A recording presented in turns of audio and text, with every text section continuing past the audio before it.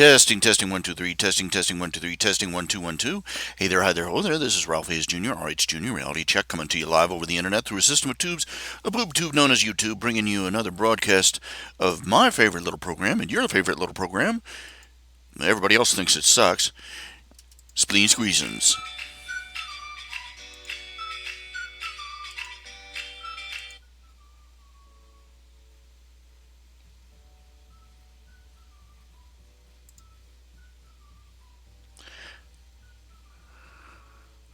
One, two, three, four.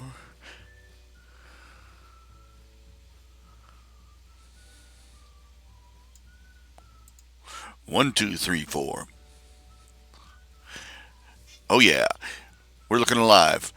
Oh man. I spent the last couple of days, well, basically decomposing. Just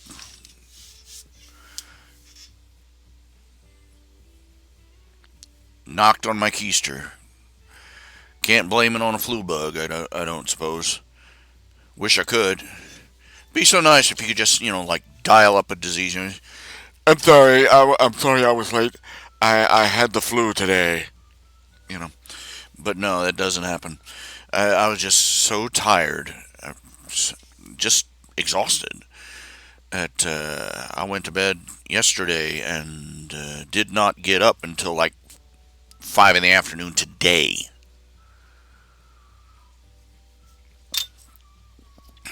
It got, hadn't slept well in the last couple of nights, for one thing. It got down in like 50 degrees here, and my house is not insulated properly, and I don't have a proper heating system for the house, so the whole house got cold, and that sort of kept me awake. And yeah, so I really didn't get much good sleep in, and sort of left me.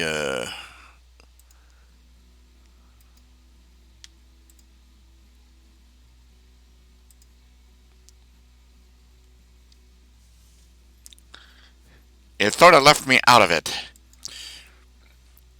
As always, I'm still trying to raise funds for the bills at the end of this month. So yeah, got my little panhandling fox up there on the screen. He's just there to remind you to be generous to the less fortunate. But okay, let's see here. What do we got? What do we got? What do we got? Let's see. Stuff in the news. Stuff in the. Uh, it's like Democrats throwing temper tantrum film at 11. You know. Uh, I am so sick of hearing about these four sea hags that the Democrats have gotten together. These four horrible women they're supposed to be the new face of the Democrat Party, and somebody needs to put a paper bag over its head.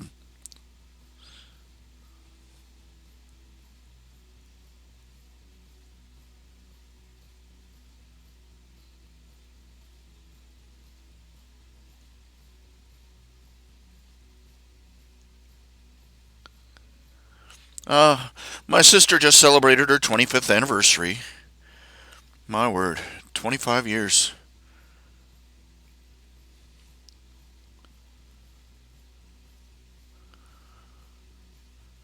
I think her oldest daughter is about to celebrate her first anniversary soon. Uh, oh my.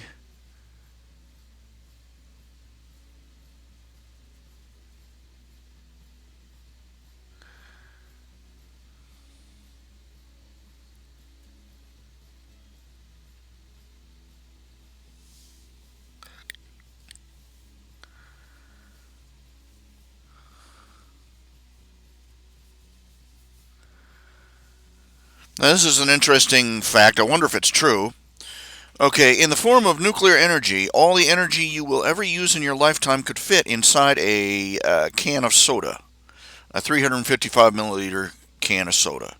All the nuclear waste produced would fit in the same can. Hmm.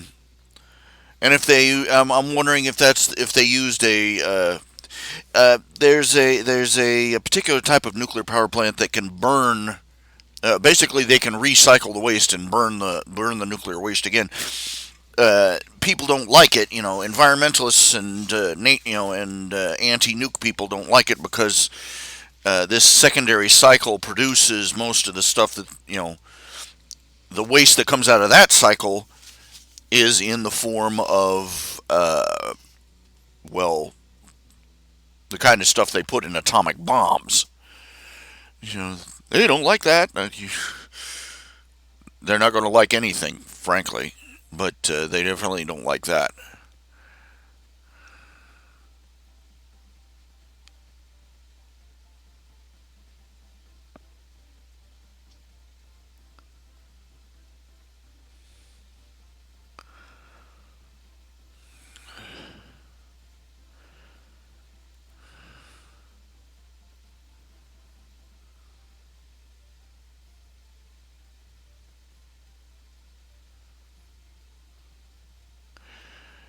Oh my.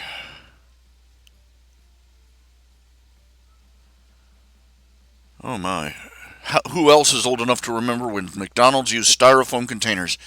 I remember those. Eee! Old fart, nearly dead.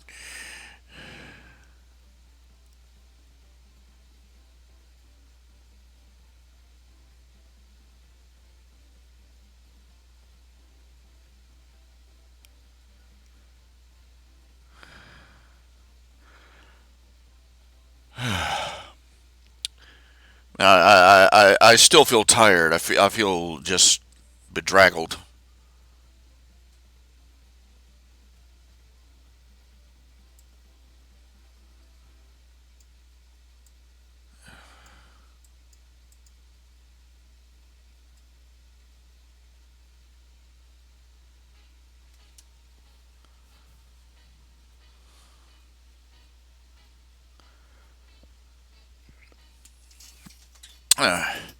Uh, here's a picture I want. Oh, yeah. This is a fairly window capture. You see that map of the United States. Now, according to this, the orange areas on the coast have the same the red area has the same population as the orange area. Now imagine if our president, every election, was picked by popular vote. Basically, literally the entire middle of the country would be ignored. The entire middle of the country, where all our food is grown, where all our crops are grown, where all our lumber is cut, where all our energy needs are supplied. You know, the little unimportant things like that. The East and West Coast have artists. But this is why we have an Electoral College.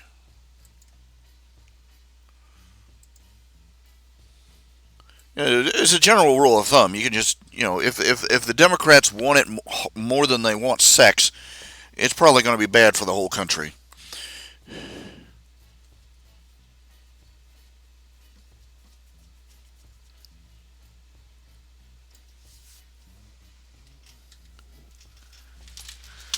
Good night. I cannot believe this. According to this, AOC, Queen Horseface, she is only 29 years old.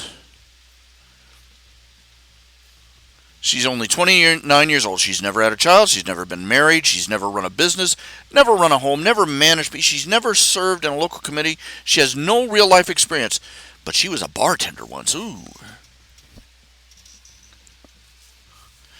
She has less life experience than I did at that same age.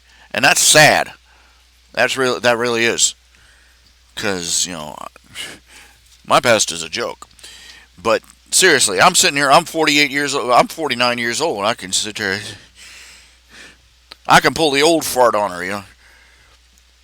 I was doing this crap when you were in diapers.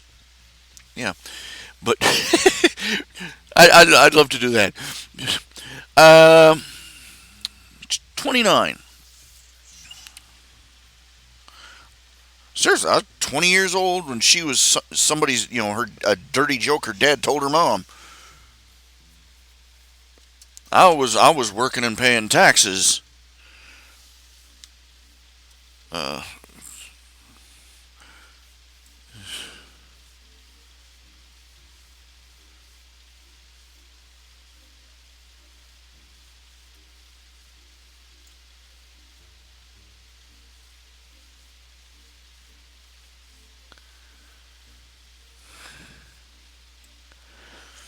okay, it's just, ugh, tired.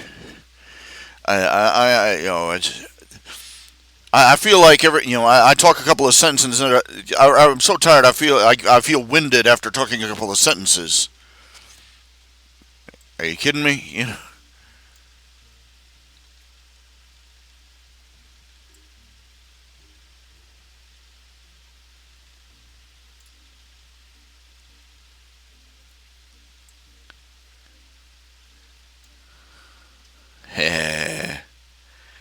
Oh, this is a good one.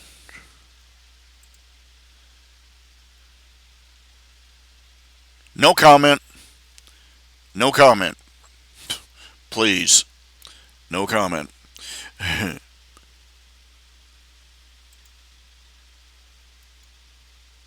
Okay, it's looped. Darn it. There's this one song in the middle here that's really, really, really quiet, and you can't hear it.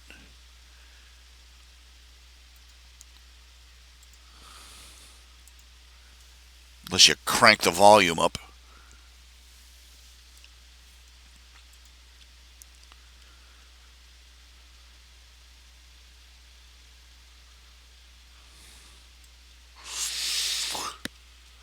Let's see. I hate that song. I really.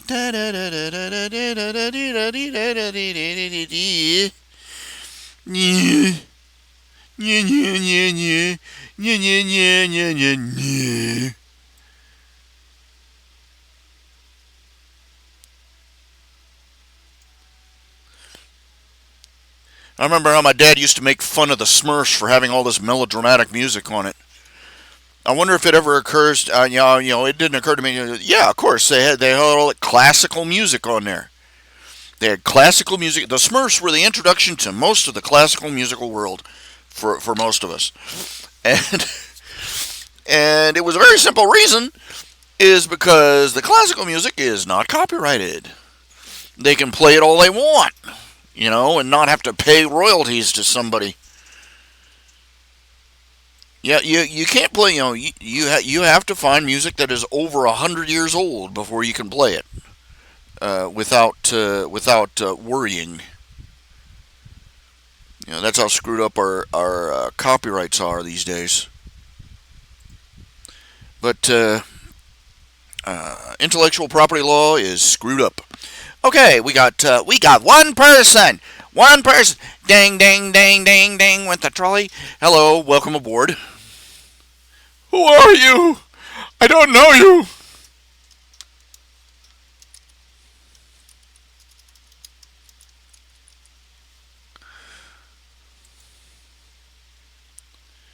Come on, say who your name is.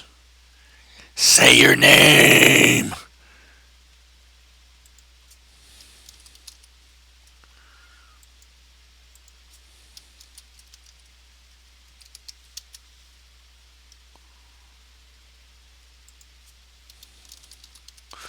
I'm trying to log into my Foley board here.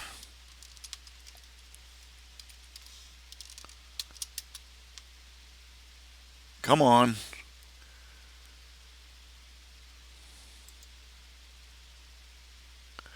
Stupid machine.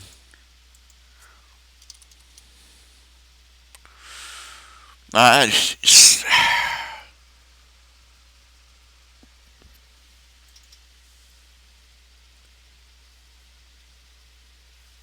okay, I'm digging through crap. I'm digging through crap and trying to just Gmail. Okay. I'm so tired. I'm always tired. I'm sick of being tired. I'm tired of being, I'm sick of being tired, tired of being sick. I'm sick and tired. And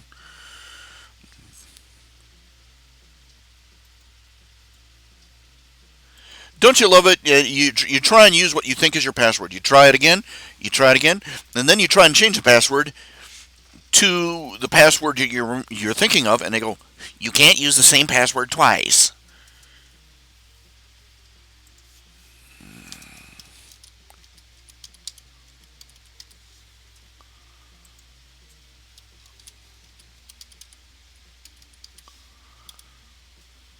Table flipping fun.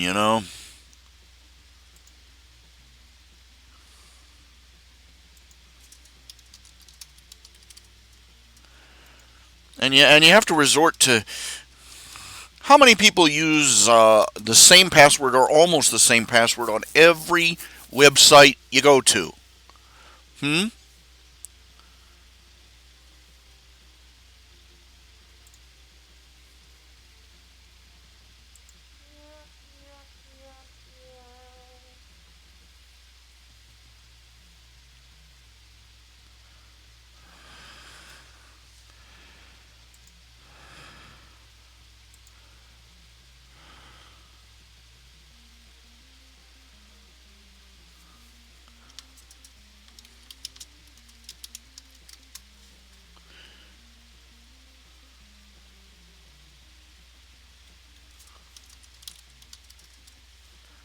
Very odd. Okay.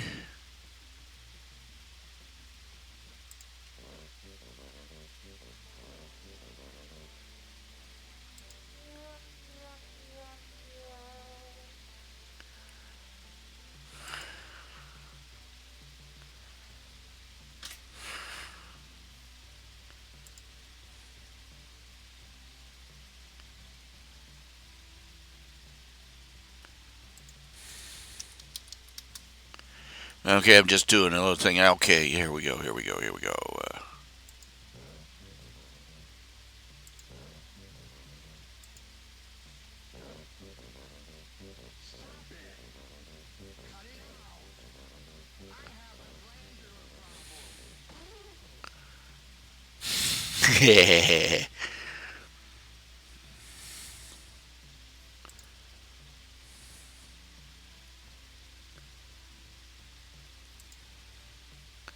All right. All right. All right. All right. All right. All right. All right. All right.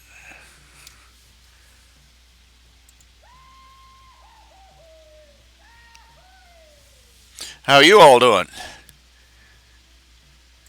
I know I'm all on Twitter to be here. Yeah, that's the thing. The whole password thing. If I've heard one suggestion was instead of passwords, what we ought to use are pass phrases, like a little short sentence. Something. It'd be easy to remember, but it would be almost impossible to guess at random. Of course, any password system is going to have problems because as long as there's a lock, there's going to be somebody trying to pick it.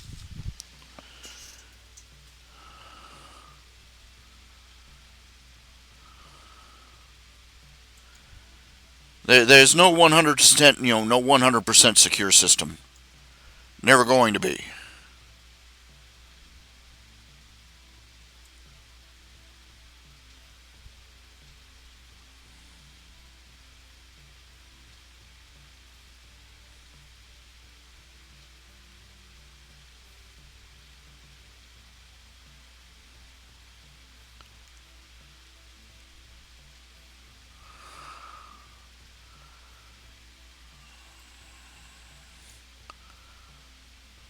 Oh my, poor little guy. Got a story here. A little guy Apparently, they were having his family had a barbecue, and metal barbecue bristle came loose, got on the barbecue, and then got on the food, and then the kid swallowed it. And the doctors had to pull the bristle out of his throat. Little guy's sitting there. He's okay. He's sitting there with a popsicle, looking as glum as the world can be. You know, poor guy.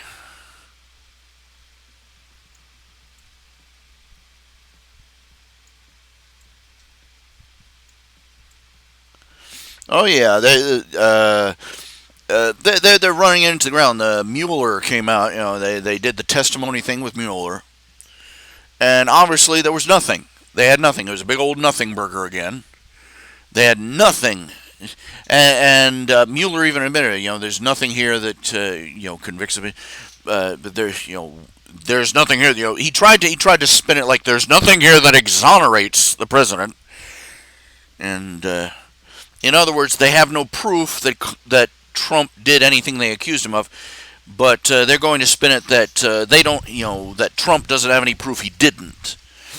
You see, that's not how testimony works. That's not how the law works. The accuser has to prove that you did something. That's how it's supposed to work for everyone. Yes, even for presidents that the Democrats don't like. So,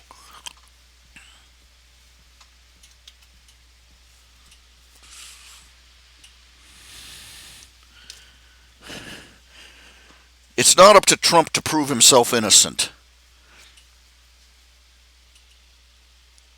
It's not up to anyone to prove themselves innocent. Never has been, never will be. They try that cha-cha in tyrannical states. It's how they railroad people into their prison. Pretend. I don't know why they even bother pretending. Really, they these totalitarian states. Why do they bother with the whole court system?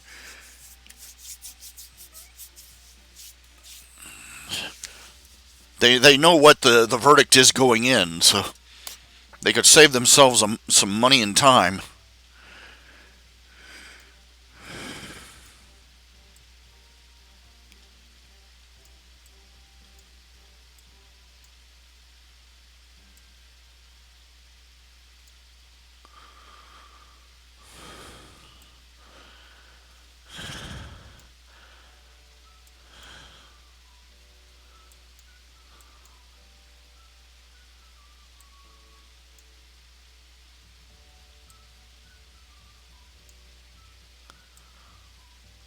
I mercy, mercy, mercy.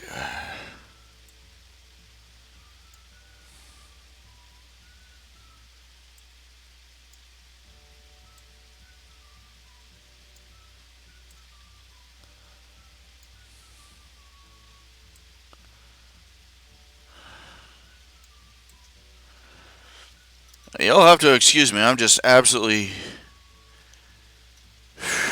I'm always out of energy these days, and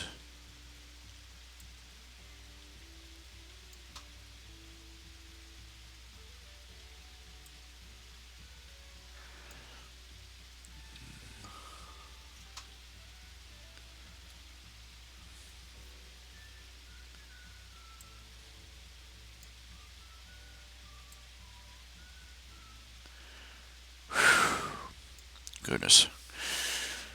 Let's see. This, I guess this is a I'm Still Alive broadcast,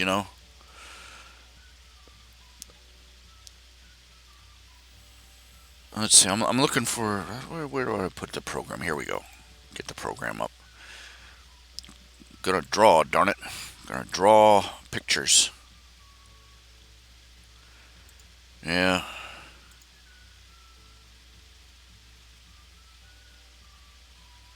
Oh, in other news, okay, my first book is up. Tales of the Questor, Volume One by Ralph Hayes Jr. is available on Amazon.com. It's available both for Kindle download and also for hard paperback. Also, my complete volume of Camp Calamine, my comic strip Camp Calamine, is available. It's I believe 67 pages. Well, 66 actually, and it is $7.99 for the paperback copy, $2.99 for the digital download. Again, available on Amazon.com.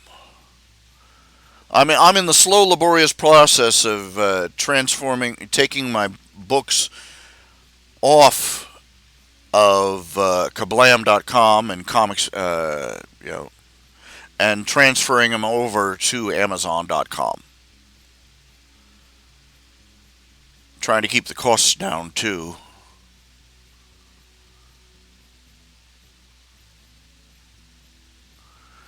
The first Tales of the Questro volume is a 224-page graphic novel, full color.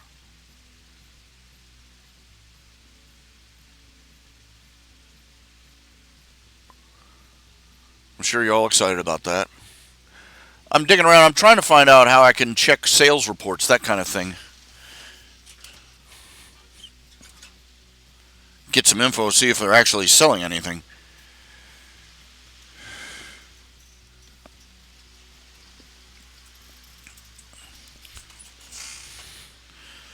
I've still got to burn those DVDs to ship out to people.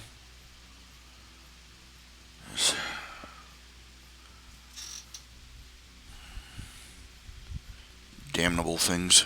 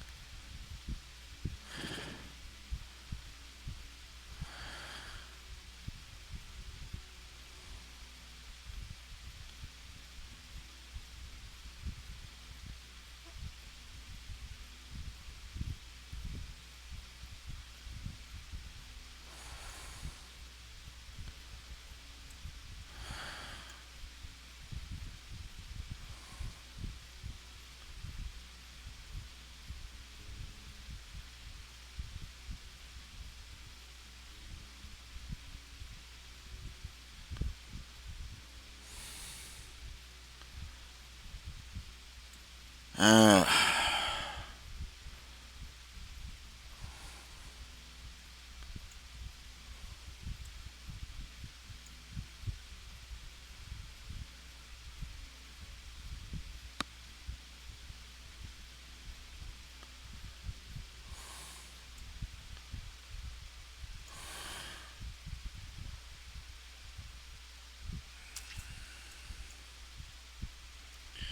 Oh, Epstein, Jeffrey Epstein, the guy that the guy who was accused of providing pedophile parties for certain prominent political figures, was found unconscious in prison after a quote suicide attempt.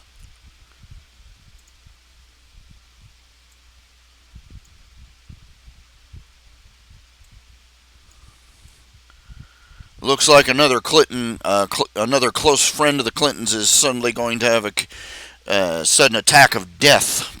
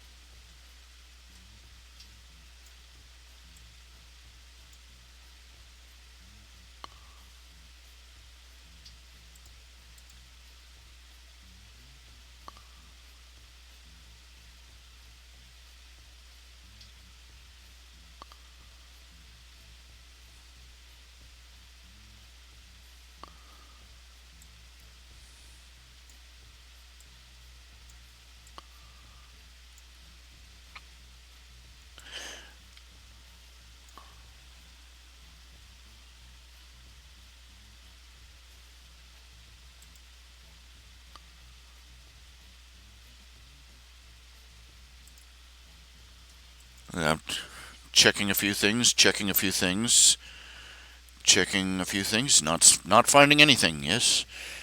Uh huh. Uh huh. Uh huh. Uh huh. Uh huh.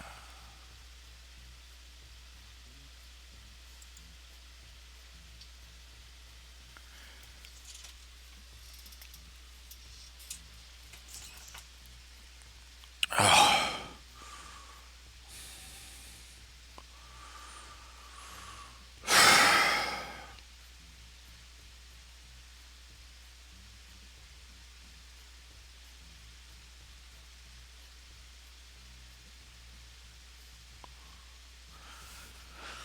Let me. I'm sitting here on my duff just checking things, but okay. All right.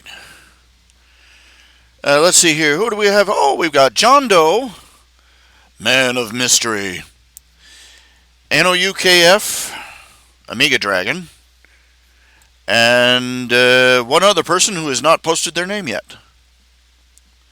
Okay, so this is a Yes, I'm Still Alive broadcast.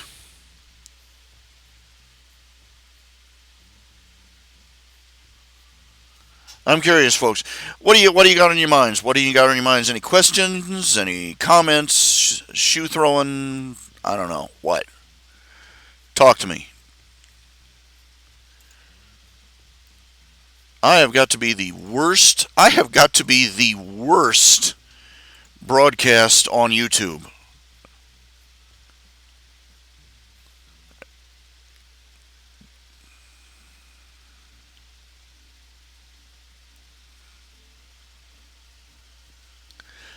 I've got to be the most boring broadcast on YouTube. I think I have like one thumb up for all my broadcasts thus far. It's just nothing, no ratings, no thumbs down either. It's just, can't bother. And I think I've broken 10 people in channel once. Man, I'm just a runaway internet success here.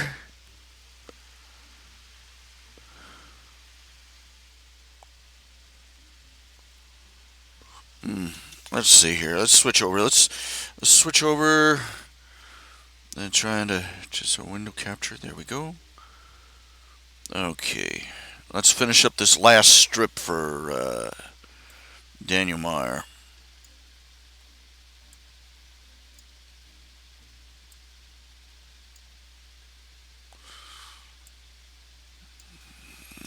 Get the drawing pad. Old. Senile, corrupt, and just not doing anything. All right.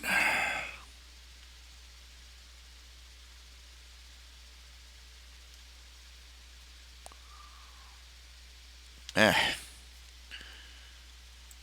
Hands are so unsteady these days.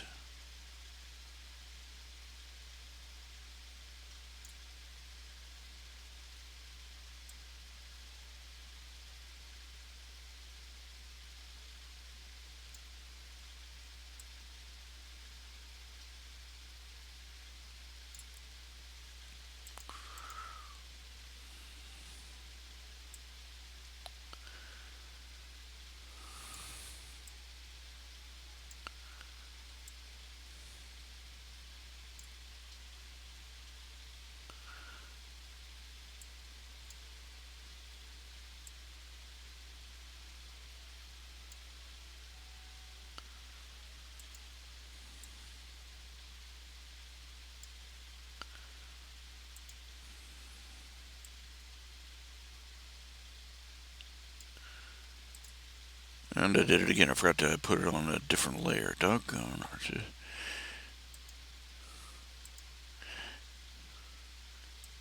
So this is the way I've been doing it for years. Is that I put down a light, one layer with a light blue pen. Then I draw the inking on the next layer. Then I delete the first layer.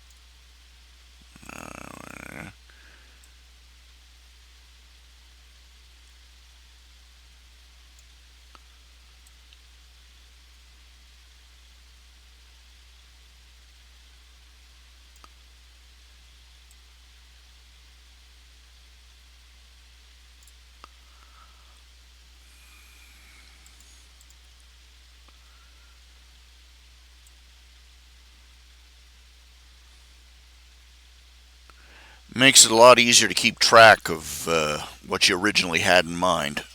That kind of thing. Make changes that.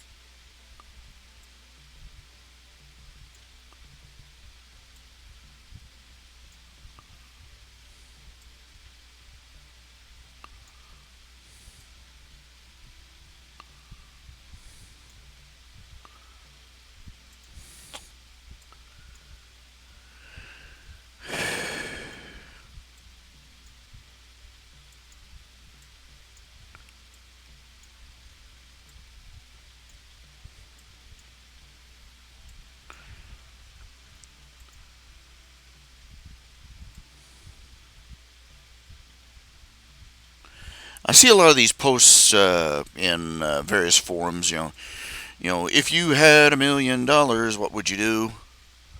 And or these other ones that choose your own adventure kind of ones, where they give you a number of points and you have to pick out what kind of uh, superpowers or futuristic alien tech or magical doodads you get, and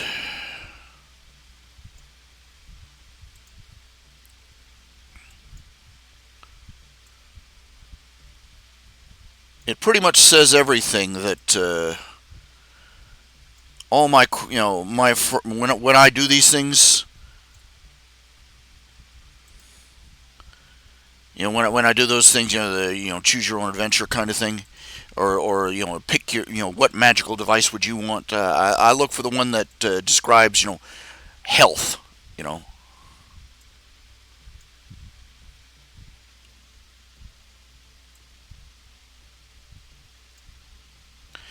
You know, perfect health or being perfectly physically fit first before I think of anything else.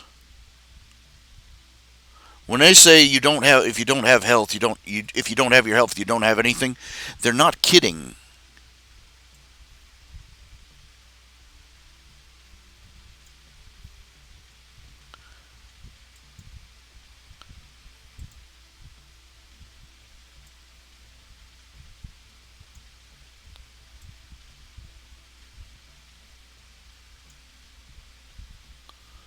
Hmm. Oh, a little thick.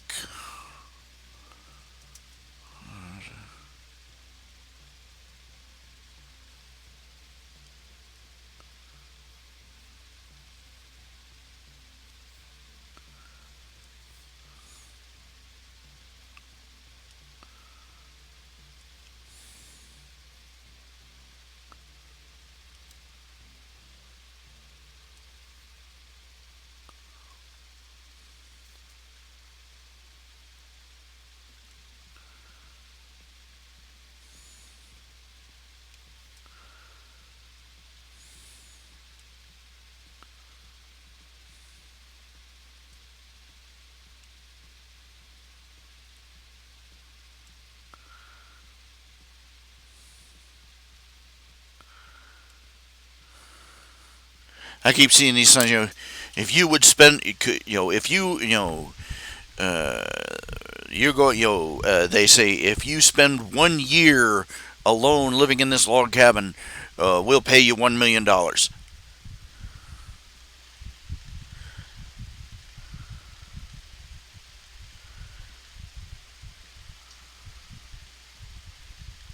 I'm like,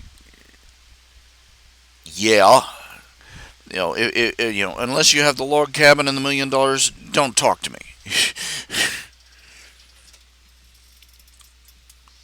Next stupid question.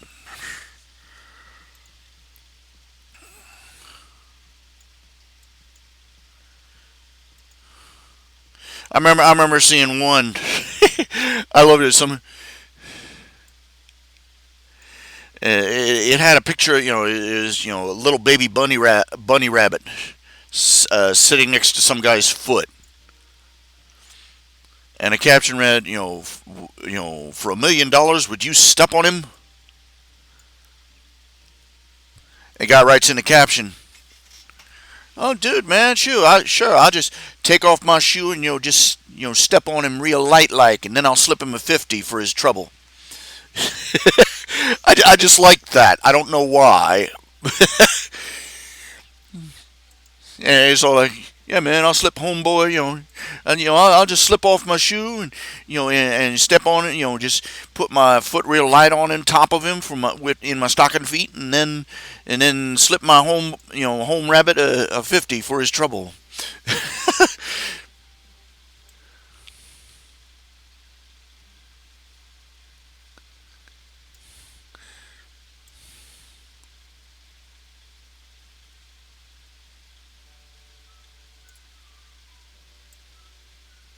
That's a cruel sort of thing to ask somebody, though.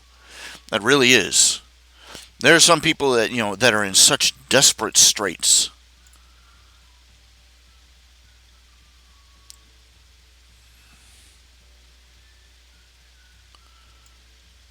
There was a time, man,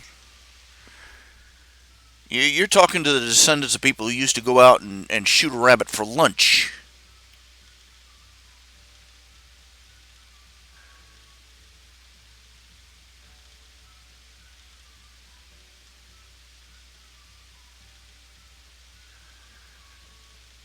And it would be horrible. Let's be honest. It'd be horrible.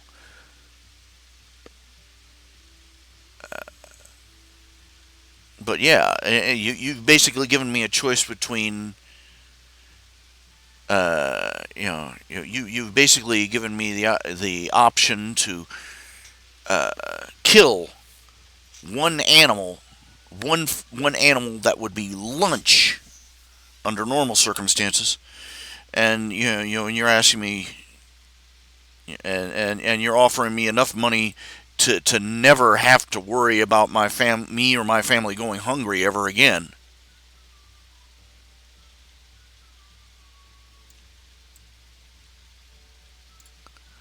Yeah, I'm sorry. The rabbit's going to the rabbit's going to suffer the consequences. That's horrible. I don't know if I would have the strength of will to actually do it. Even if let's put it this way, if you don't have the strength to kill a rabbit from it, you're not hungry enough yet. If you can't bring yourself to do that, you're not hungry enough yet. There are people out there in this world who have eaten other human beings, the corpses of their friends, to keep from starving to death in dire straits. Don't ask me if I'll step on a bunny. Of course, don't give me no loopholes neither, because I'll take them and run with them.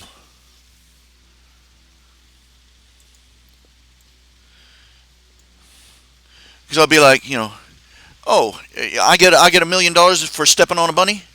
I slip off my shoe, slip up, leave my stocking on, and I go over there, walk over to the bunny. Boop. That's $1 million. Boop. There's another million. Boop. Hey, you only get it once. You didn't say that. Boop boop boop boop. Bunny, we gonna be rich.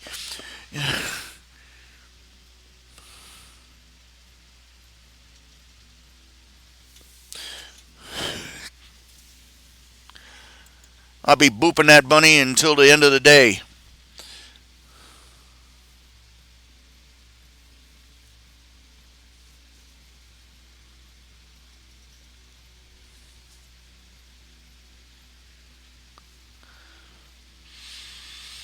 Okay, you found a show on ABC a few weeks ago. Holy moly! An obstacle course for the golfer as well as for the ball.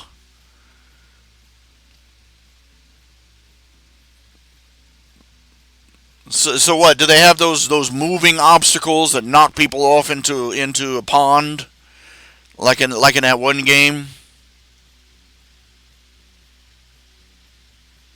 I remember seeing one. I saw a clip of that show.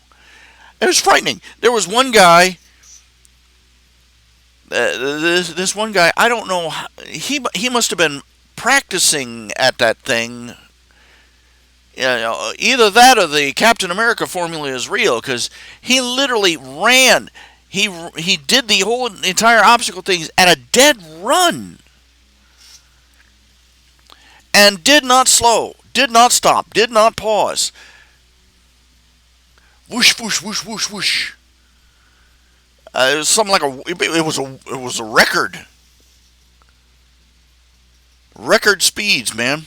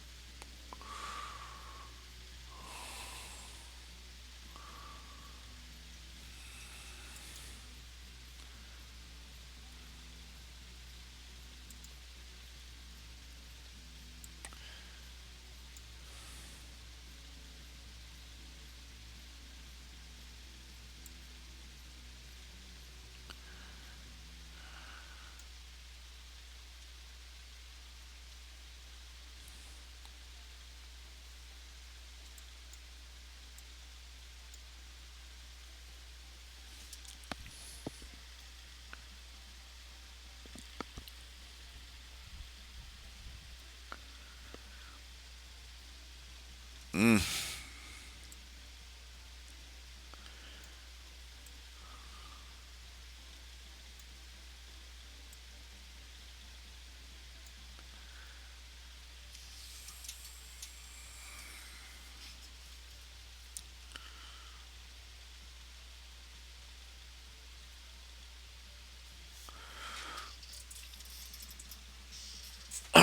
Ouch.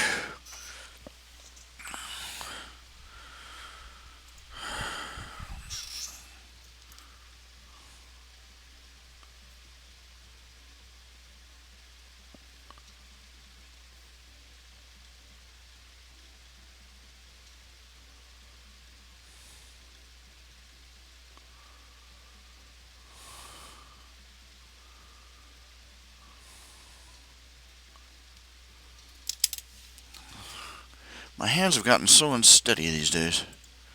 Don't know what the problem is. I don't know. I think it might be a setting on the pens, actually. I reached a point where I'm drawing this right-handed because my left hand is. I'm left-handed, but I'm doing this right-handed with the mouse because my left hand has gotten so unsteady. Yeah, he's got to sort of.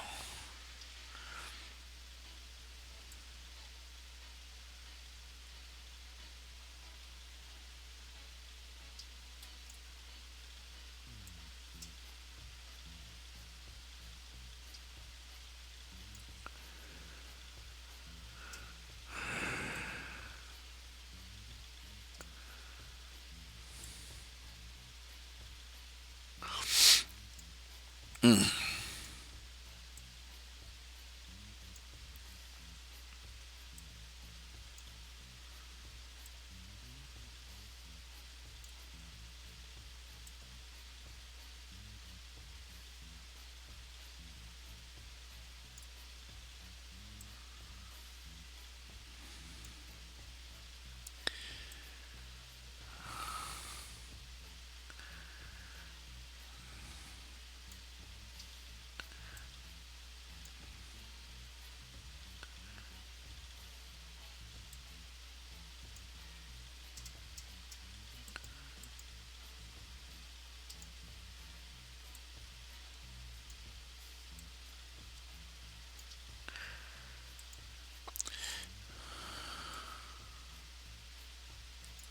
I saw this. I watched last night.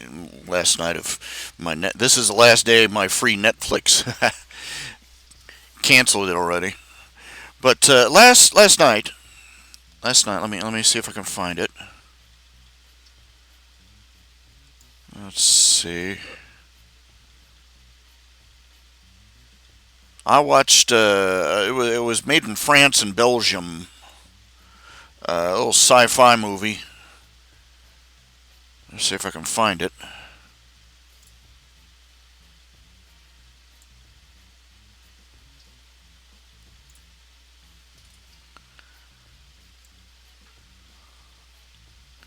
I'm trying to find the name.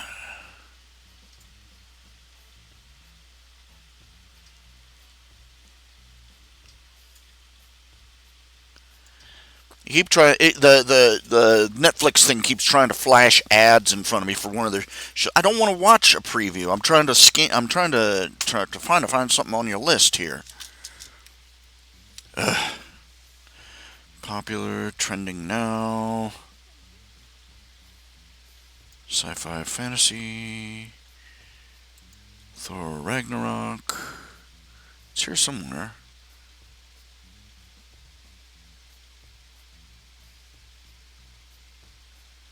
I may actually break down and watch Star Wars: The Last Jedi tonight,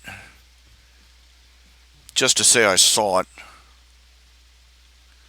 I saw enough of the previews. I was like, oh, I don't want to touch that. It's just, yeah.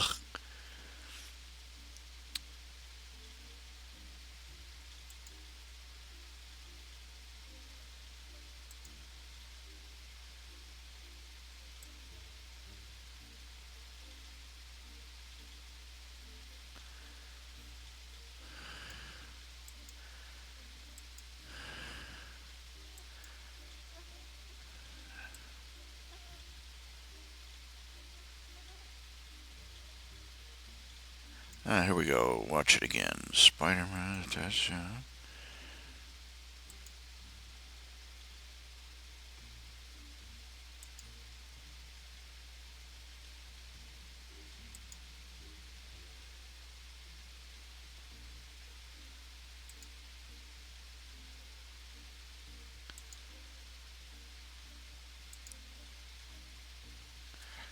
Why doesn't it have the ones I watched? It does. I watched it last night. Well, anyway, it was this the movie. The movie was called something like "So and So in the World of Wonder." Anyways, it's set in a steampunk alternate history rather.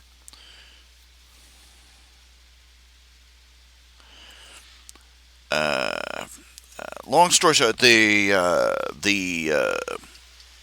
Napoleon III commissions a mad scientist to create super soldiers. The Frenchman, the mad scientist, uh, he's struggling to create this super serum, which would basically make everybody immortal. Uh, would eliminate sickness, disease, old age.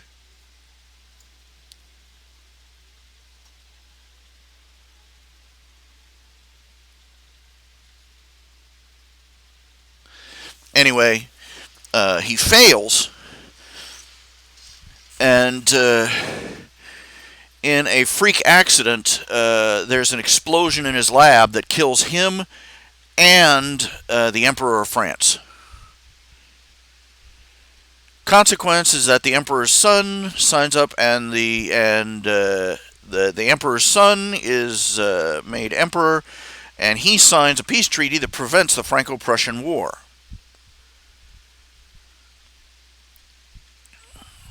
At the same time, there were two lab animals that escaped, two reptiles that escaped from the mad scientist's lab. They were reptile. His first attempt at the super serum had made them intelligent. They could talk, and at the same time that the Franco-Prussian War is prevented, scientists all over the world start disappearing.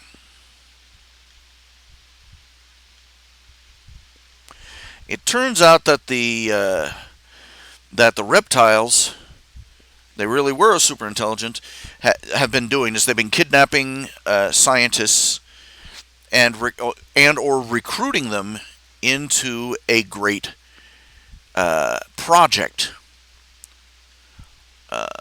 Among other things, the world is breaking down. The rest of the world is stuck in the steam age.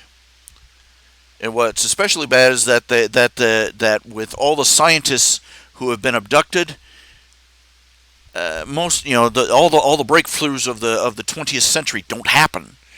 No electricity, no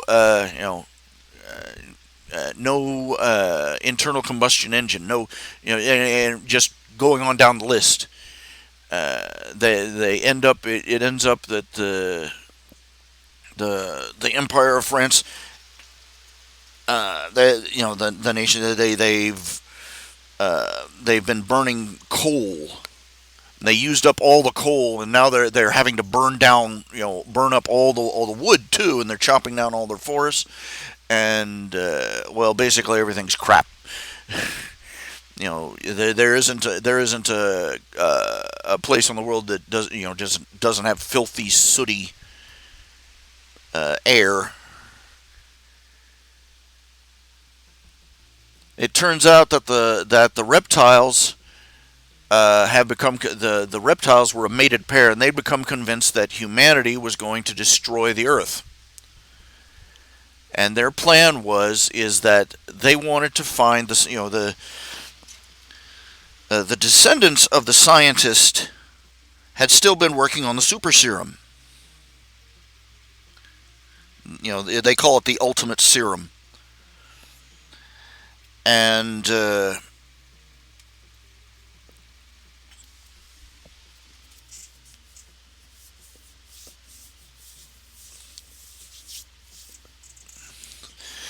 anyway, the granddaughter of the, yeah. But I'm getting, I'm losing. But anyway, all the scientists have disappeared.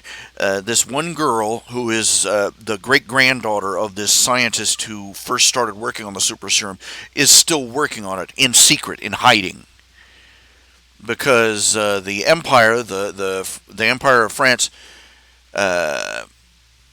basically has been rounding up all the scientists too, and secreting them away. So anybody who starts doing scientific research ends up becoming a servant of the empire or disappears.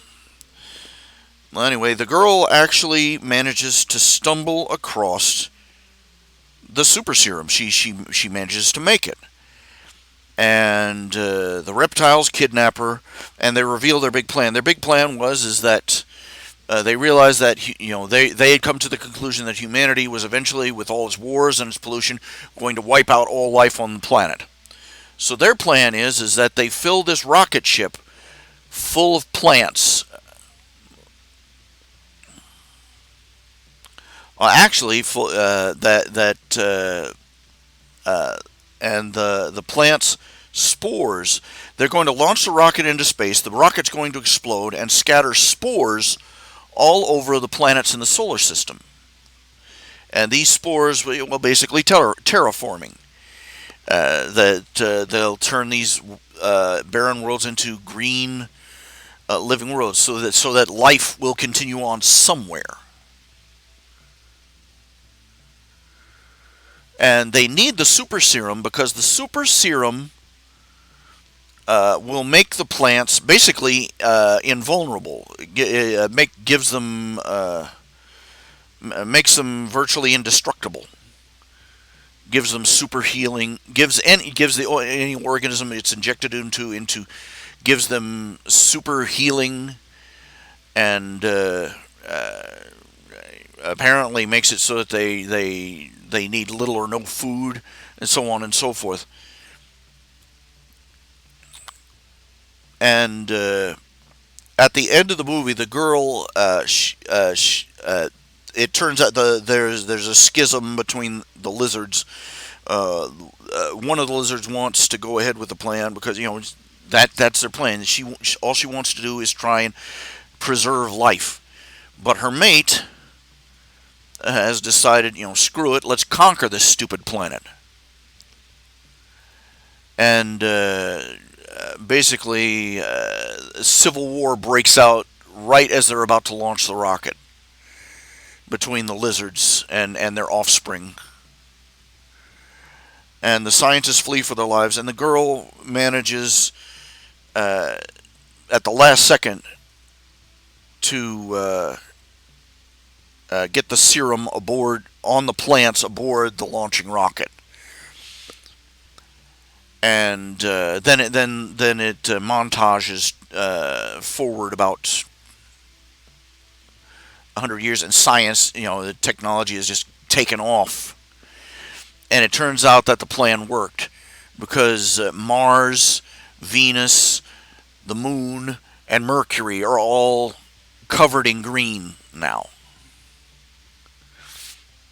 And the last scene is on a TV screen as they accomplish the first lunar landing. And the moon has an atmosphere. It is covered in green. Anyway, the thing of it is that I sat there. I watched it. It was a very very fun, very a pleasant sentiment. It was a fun movie. And I thought, oh crap, this girl has basically destroyed all life on the planet. It doesn't occur to me until the last second. She has destroyed all life on the planet. The only thing that's going to be left alive in the world, or on any of these worlds, is this species of plant. And maybe a rat, one of the lab rats that they tested this stuff on, and her house cat who was accidentally exposed to the stuff. Because the plant is indestructible. It's the whole point of the serum was to make the plants so robust, so powerful that they could survive what was basically an atomic explosion, and then falling from orbit onto lifeless, airless planets, and would still be able to grow. What does that mean for the pollen, for the pods, and the spore that fall back on Earth? I realized if you had an indestructible plant, Leonard, it would wipe out everything on Earth. It would choke out all other plant life, and animals wouldn't be able to eat it because it's, again, indestructible. Great, they can chew. Well, that it can be, the indestructible animals, quote unquote. They can be cut and hurt and wounded and all that, but they immediately recover. So great. Along comes a deer, eats some of the plant, chews up. This plant has survived re-entry from outer space. It's not going to be bothered by a little stomach acid. So either it passes, if you're lucky, the plant passes right through the animal. If you're not, it just starts growing inside the animal and kills it as it ruptures its internal organs one by one.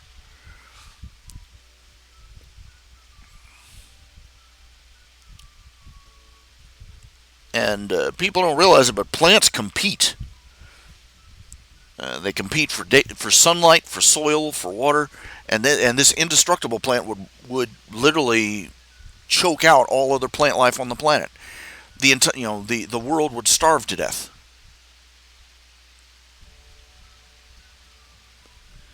I'm like, great, this wonderful utopia plan of yours has just brought about the end of the world. Thank you, great, terrific.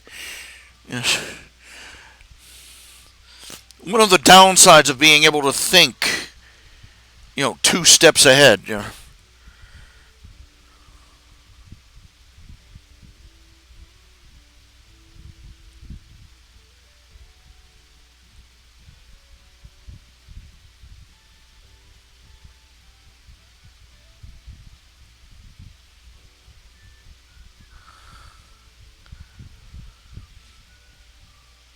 The Cuphead game. Oh, I've seen. I've that one with the Cuphead game. Is that the video game with the characters that have they're drawn in old fashioned animation style, and they have they have cups for heads, something like that.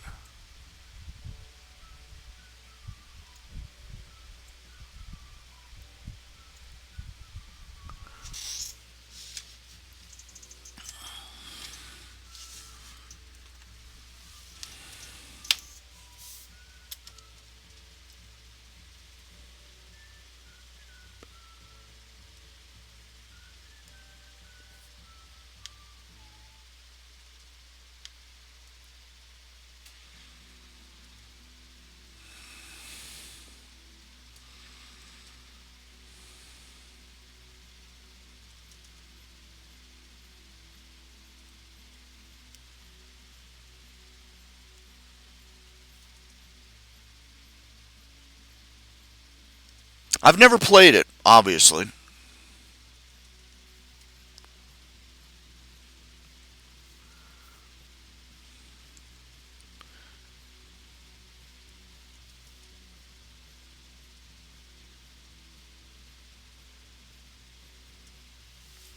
I have an upward limit on how much weird for the sake of weird I'll be able to tolerate.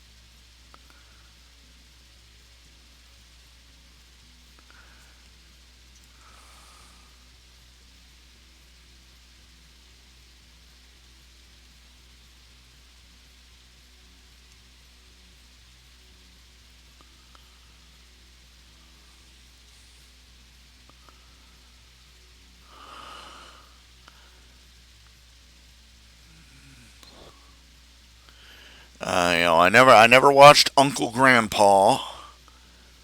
I never watched uh, what was the name of it? Scotty Universe, Steven Universe. That was right. I never watched that.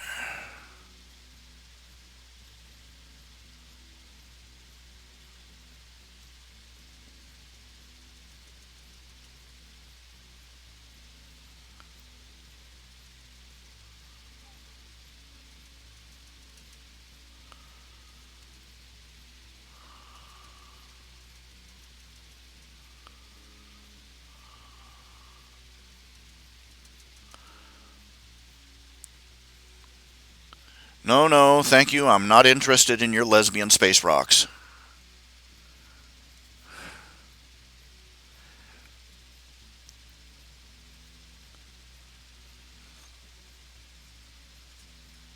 It's not about lesbianism. Nod, nod, wink, wink.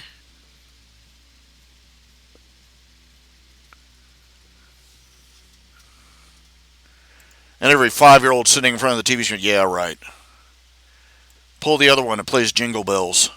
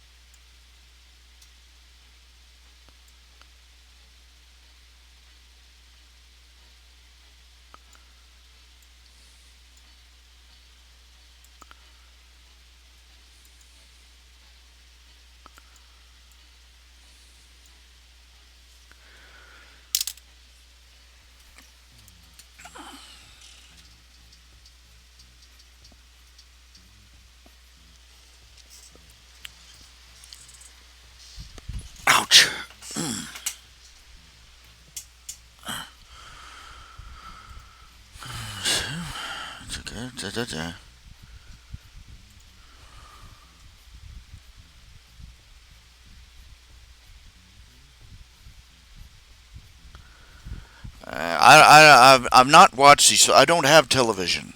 I don't have television. I barely even watch Netflix.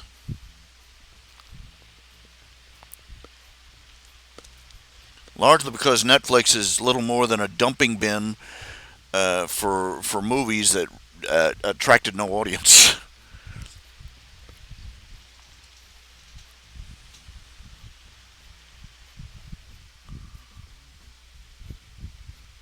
You want to watch an actual movie. The ones you hear about that you're waiting for that you know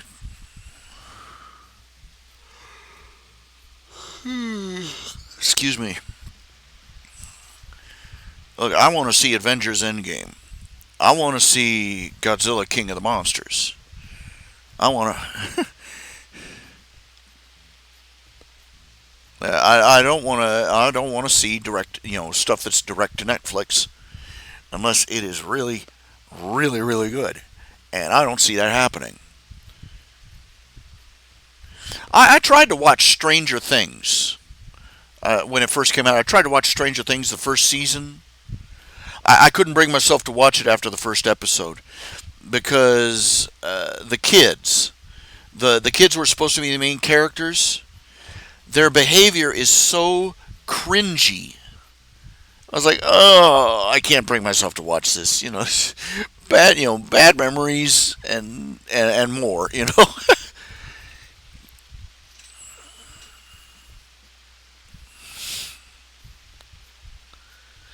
I love the fact that they finally came up with a word for that. Cringy. For years I'd labored with with trying to find a way to explain certain things, like why it is that watching somebody on TV behave in an awkward way made me want to go ew, or why there were or how to describe certain memories that make you go ooh, I wish I hadn't done that, and that kind of thing. And finally, it took until the 21st century for they finally to invent a term that sums it up so perfectly, and yet so obvious, cringy.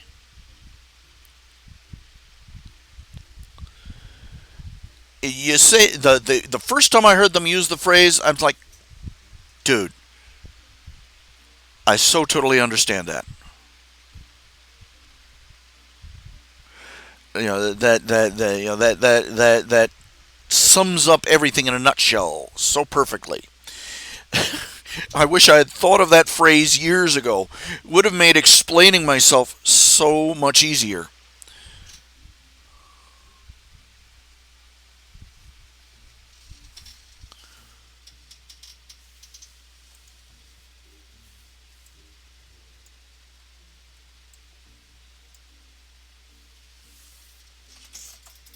I'll be honest, dude. Though, your mini golf game show, this does not really excite me.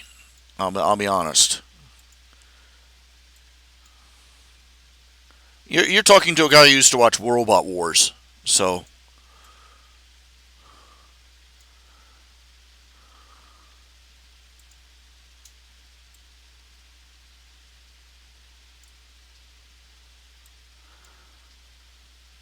I miss Robot Wars. It was the announcer that made the show.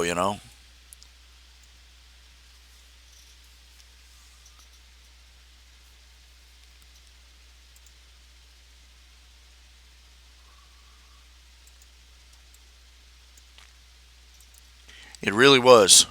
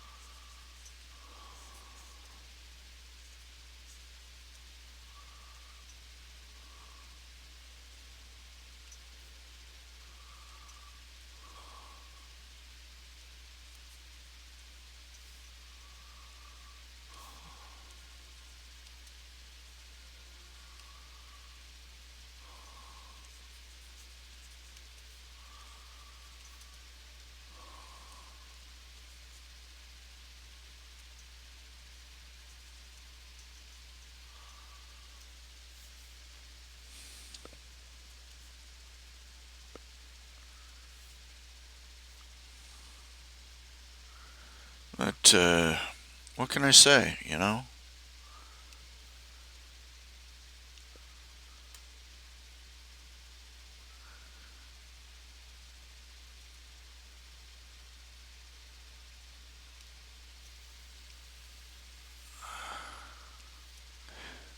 I'm not going to be one of those people. Oh, I found that I'd saved. I just I just decided that television was a waste of my time, and and I did it because I value my intellect and I like to stimulate my mind with real, blah blah blah blah blah. I gave up television. What do you want? A cookie? You know, I've met some of these people like, yeah.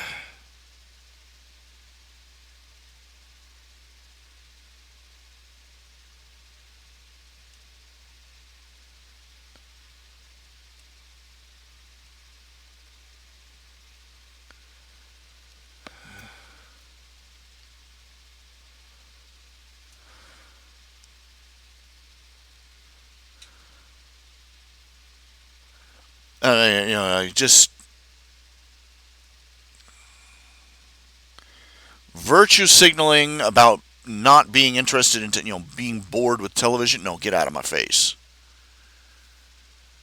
Virtue signaling about television. No, no, no, no, no, no, no, no, no, no. Just shoo, shoo, get away.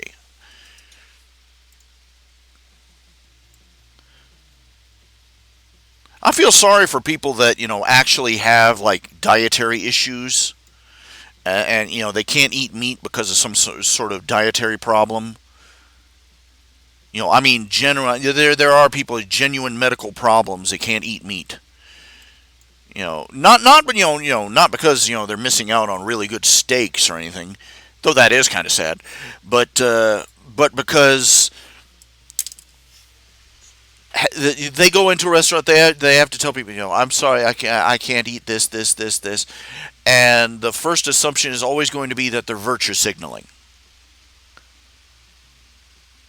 Aren't I wonderful? I'm vegan. Yay! And and they always have to I can just see the look in the eyes of the waiters. Oh crap, another one. And these poor people are having to go. No, no, it's digestive. I literally I can't digest these type of proteins. It's a it's a medical thing. It's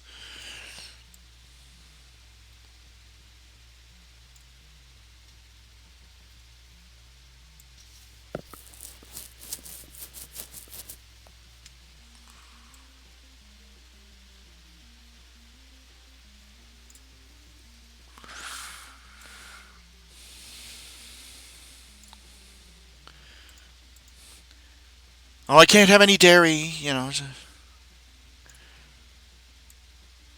No gluten. Oh, no, I'm gluten intolerant. No, seriously, seriously, it's medical.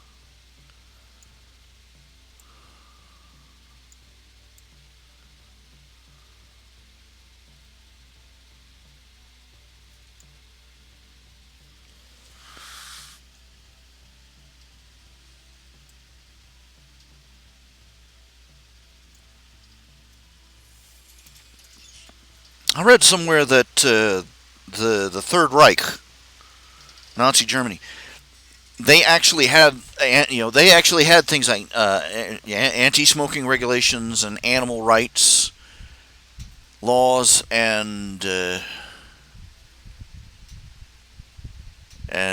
believe they were pushing. Hitler himself was a vegetarian, and that seems you think about that, that seems incongruous, doesn't it? Doesn't it seem incongruous that people who would stuff other human beings into ovens and gas chambers would would get themselves all wound up about animal cruelty. Doesn't that seem strange?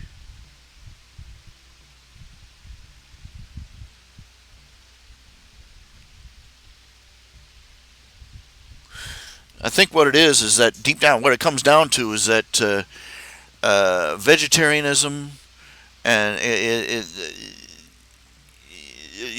the surface, on the surface, it's about being kind to animals and all that other stuff.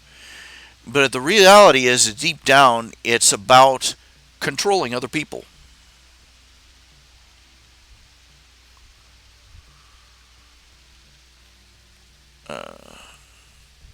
By law or bully pulpit, they get off on dictating the terms of life to other people, and that's the real appeal. This is the reason that they're not satisfied. This is the reason that these people aren't satisfied with just lecturing people about how cruel it is to eat meat and all this other crap. They go out and they try and manipulate the government from behind the scenes to make their will tantamount. Uh, Look, most of the people I've talked about this before. Uh, it was in the 60s and 70s when they started pushing through the low meat, low fat diet. They push, which was basically saying the high carb, mostly vegetarian diet, where meats and fats were just tiny little point of the pyramid, and breads and grains made up the most of it at the bottom. And naturally, this had a disastrous effect on the health of everybody in the country. Any country and every country that adopted the policy, the people that were pushing it through were militant vegetarians, uh, working for money, calling themselves various scientific. They would put a name on their organization, says only National Society for Concern about Scientific Issues or something like that, and they would use that as a lobbying face to try and push through all this legislation, trying to coerce McDonald's. They were the ones pushing for McDonald's to serve more salads and sliced oranges and stuff, and the pushing for changes in the FDA's food regulations. And the sad thing is those food regulations were not made based on actual nutritional needs. They were made on political needs, a desire to cater to among other things militant vegetarian groups, and to various farmers who would literally bet the farm on growing nothing but corn for a few 10,000 acres. No lie.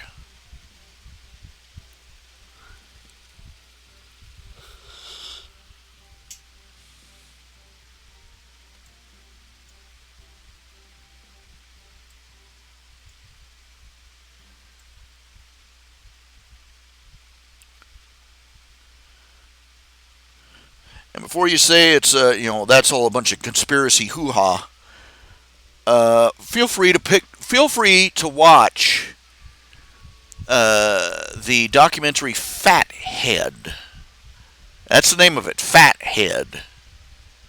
I believe that the full video, they're 15-minute clips or so. I believe the whole movie is available on YouTube, free to watch. That's where I watched it, and you can check the sources and everything else. The government's policies on health and nutrition were decided not based on science but on political pandering.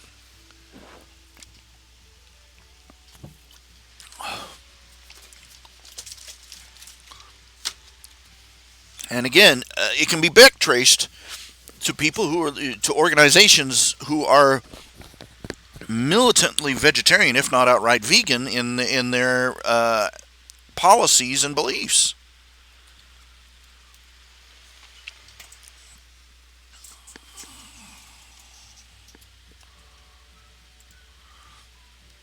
It's not enough for them to,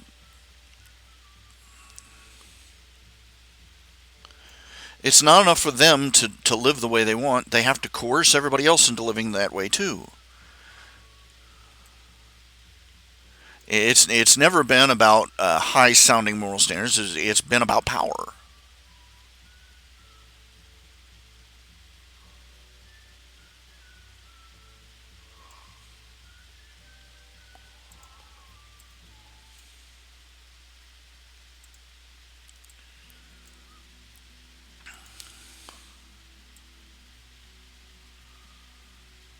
Controlling other people has been one of the uh,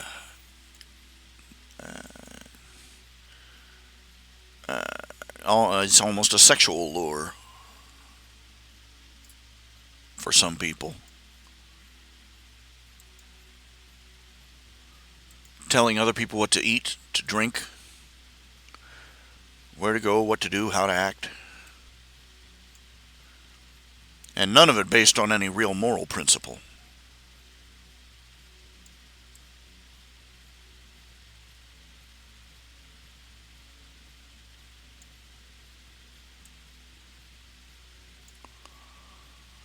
Not even on common sense.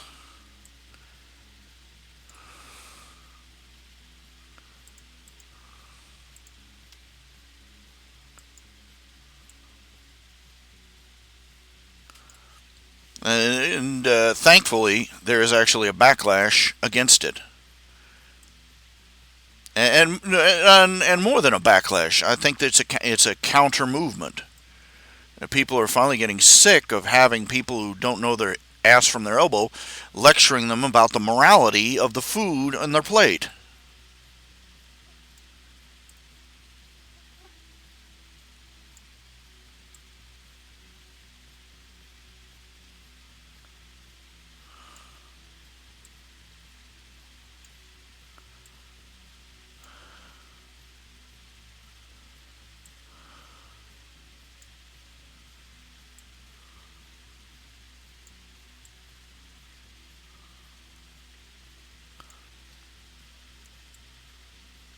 And thankfully, again, the status quo is finally starting to swing the other way. People are going, that gee, maybe the reason we're all fat and sick is because we're gorging ourselves on grains, on breads and starches, and the reason we all feel so sick and tired all the time is because we're not getting enough protein.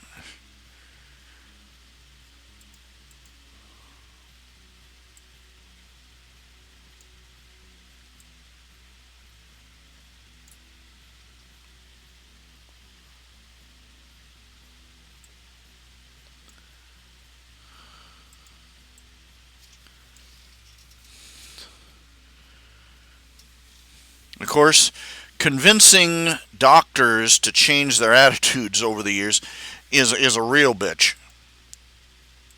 Pardon my French, but doggone. Uh, in the documentary Fathead, uh, the guy who did the documentary, it was a response to Super Size Me. You remember the documentary came out, Super Size Me, made by this actor, trying to insist that it was all the fast food companies' fault that everybody was fat. And this guy supposedly went on a fast food diet, uh, and he had to quit because it nearly killed him. And well, the guy that wrote Fathead looked over the guy's claims and said, "This is fishy." First of all, the guy was basically claiming, his claims were not backed up. The guy claimed to eat more calories a day then you could get, ordering even the largest meal possible on McDonald's. With all the sides and trimmings and dessert and everything else.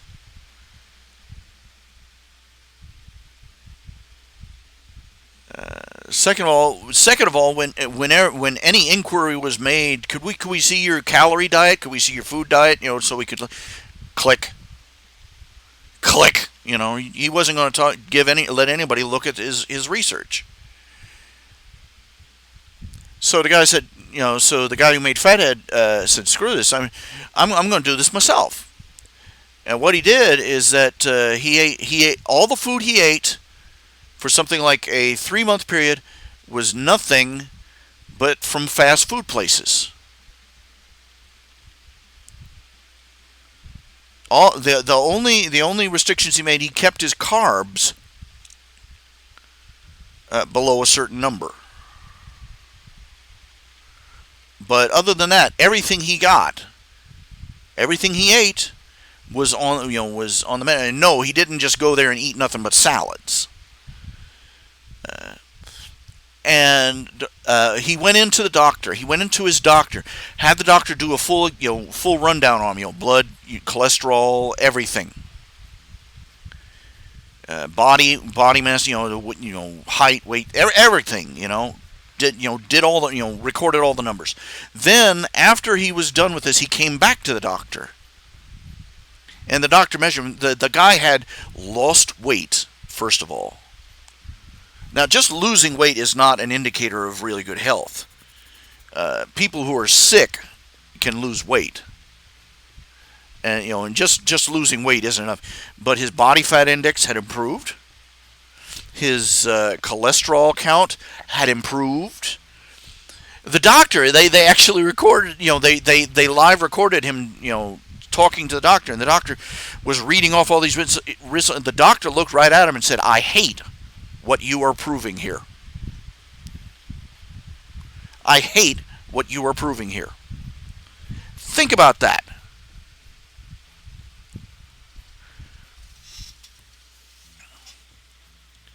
The doctor was disgruntled that the man had conducted actual research and shown that it had nothing to do with fat or cholesterol intake, or the fact that he was eating greasy, fatty foods from a fast food franchise.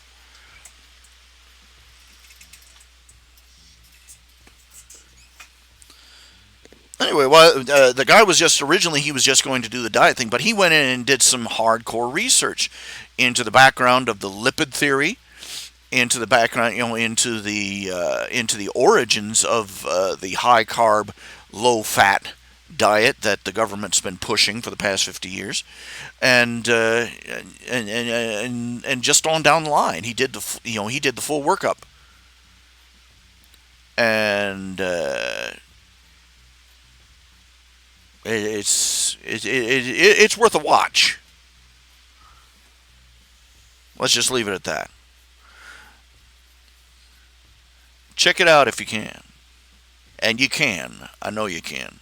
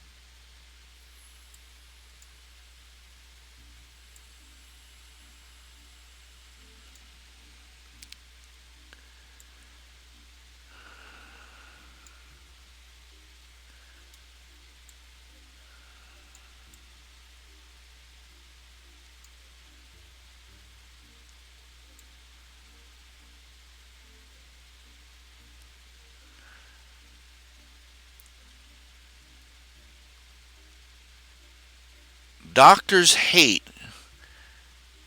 having to change their mind about things.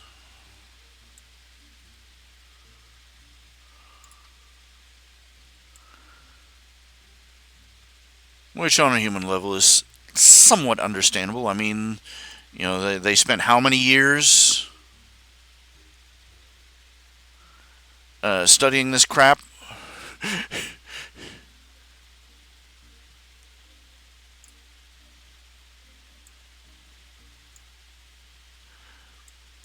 And to find out that what they had been taught is wrong is a real drag.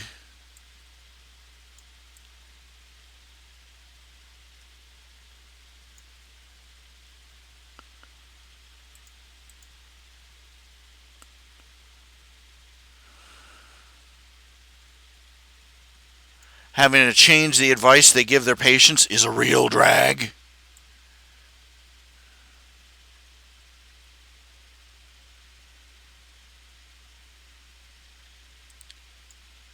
That's a serious dang problem, though. If doctors aren't willing to learn, and I mean really learn, as in have their whole paradigm turned upside down, their patients pay for it.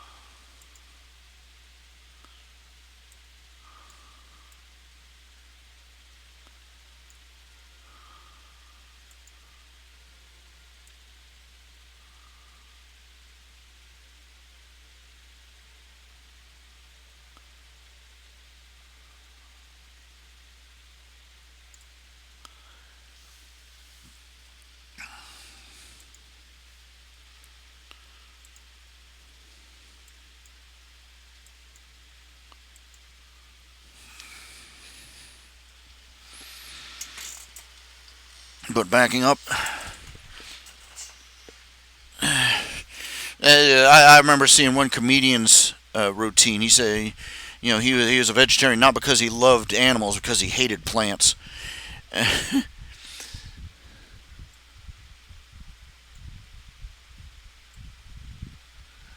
But you look at these people that just avidly, rabidly push vegetarianism and veganism and all this other crap, and it is crap, crap, doo doo, caca, poo poo.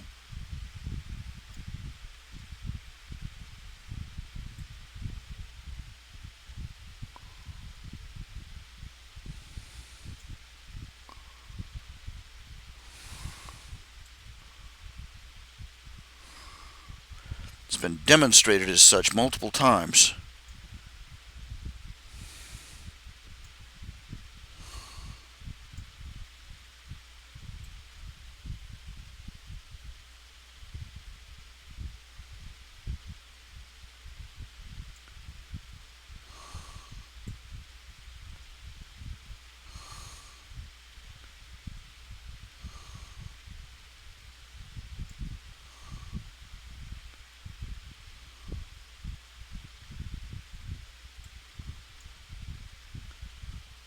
They're militant about it.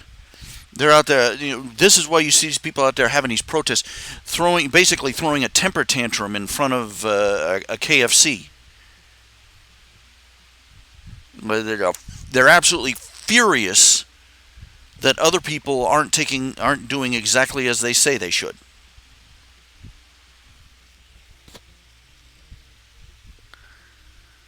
They don't give a rat's ass about animals. If they did, they'd do some research. They'd find out that most of the farming methods that they advocate. If we went full vegan on our farming, our agriculture, it would cost more animal lives. There's no way around it.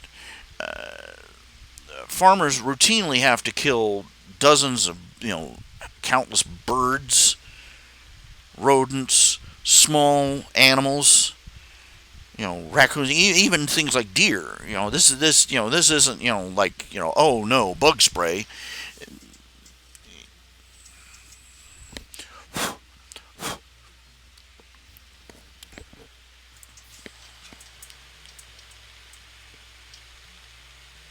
Oh no, they killed a cockroach. This is I'm talking seriously. Bambi's mama is gonna be biting the dust today.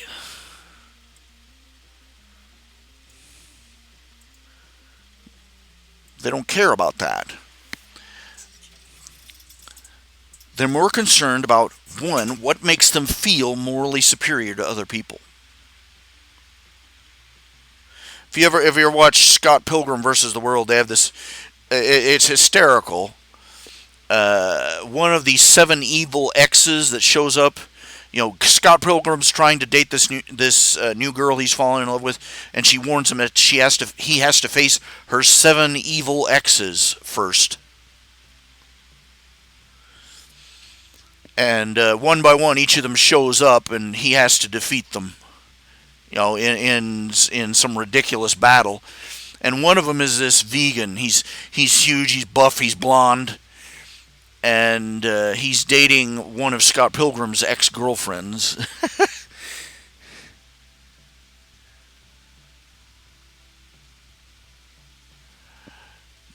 And the guy does something really crass. I forget what he. Oh yeah, he punches another girl at the table. And Scott Pilgrim goes over the table at him, hauls off to punch the guy for doing it. And the guy uses his psychic powers to throw Scott Pilgrim across the room. And Scott Pilgrim's like, when the hell did vegans start getting psychic powers? And the girl off to the side says, haven't you heard? Vegans are just better than normal people. I mean, that's pretty much the attitude. Yep, yep, yep. In case you were wondering, he tricks the guy into drinking coffee, vegan coffee with actual dairy creamer in it. And the vegan police show up and take away his powers. It was that kind of movie. But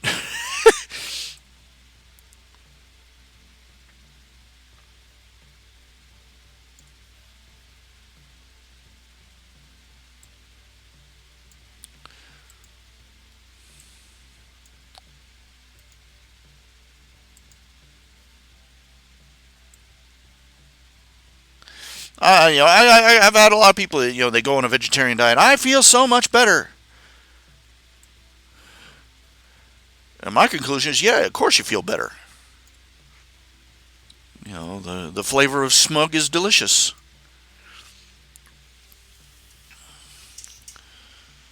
But seriously, I think that the real reason a lot of these people go on these crazy diets and they come out, oh, I feel so much healthier, I feel so much better, I have so much more energy, I have the blah blah blah blah blah blah. It's largely the simple fact that you go on, for the most part, you go on just about any diet. Suddenly, you're being more mindful of what you're eating.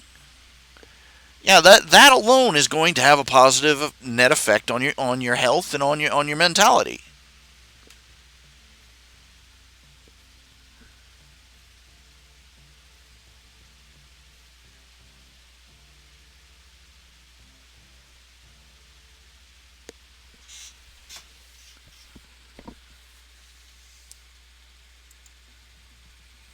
It's in the long run where things start getting interesting.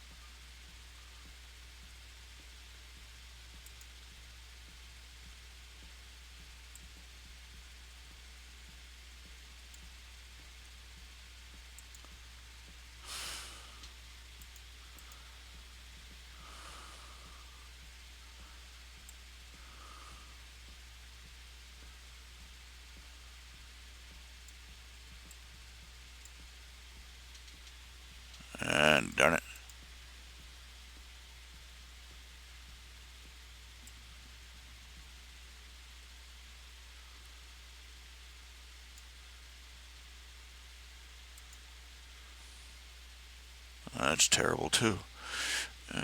Just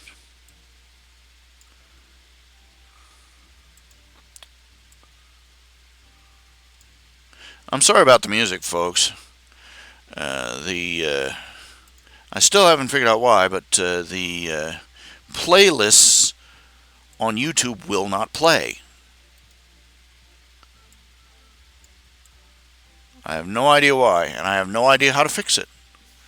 And all efforts to fix it have proven fruitless.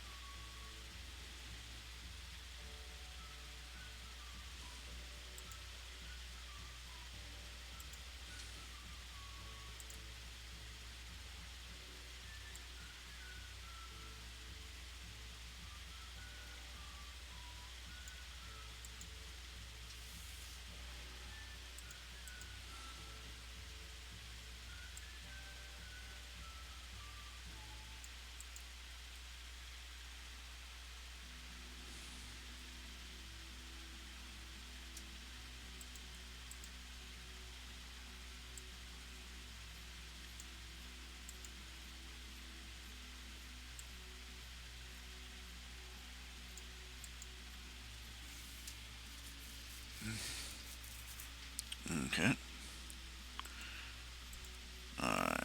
All right, there we go.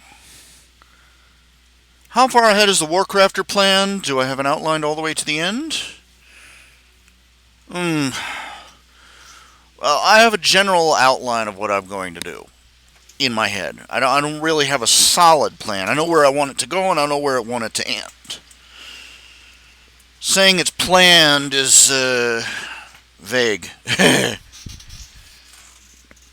Oh, just a moment here. I gotta take care of something.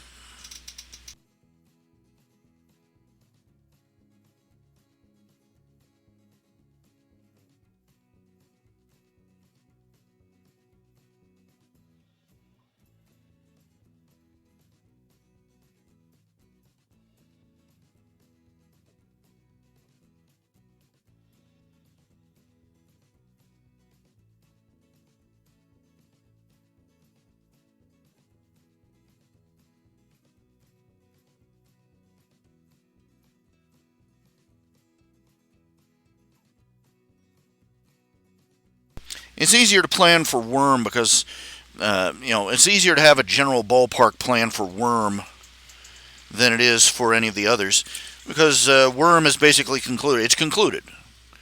The original work that it's fanficked off of is done. So I know where the story originally ends, where it's supposed to end, and Yeah, I can adapt accordingly.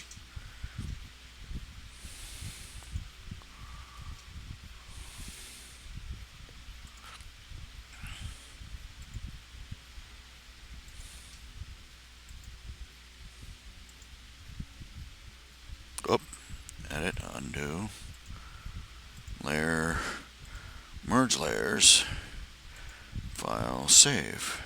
There we go.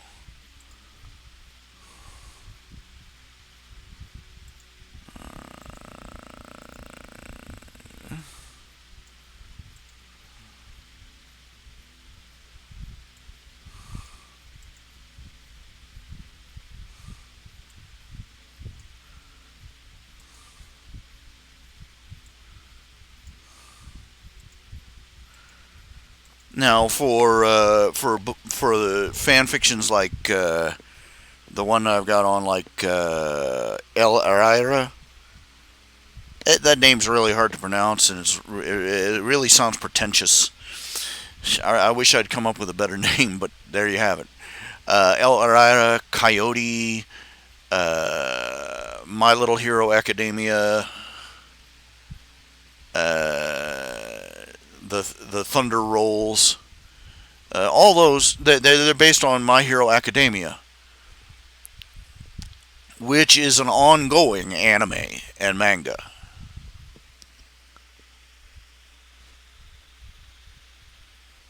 So I don't have any idea where I'm going to go with it. I may go completely off road with them. I don't know. I am trying to do each one slightly different. In case you haven't noticed, different events, different timelines. Now, originally, in Coyote, they were still supposed to have Eraserhead as a teacher. Aizawa. He was originally still supposed to be a teacher because I wanted Coyote to be constantly pranking him.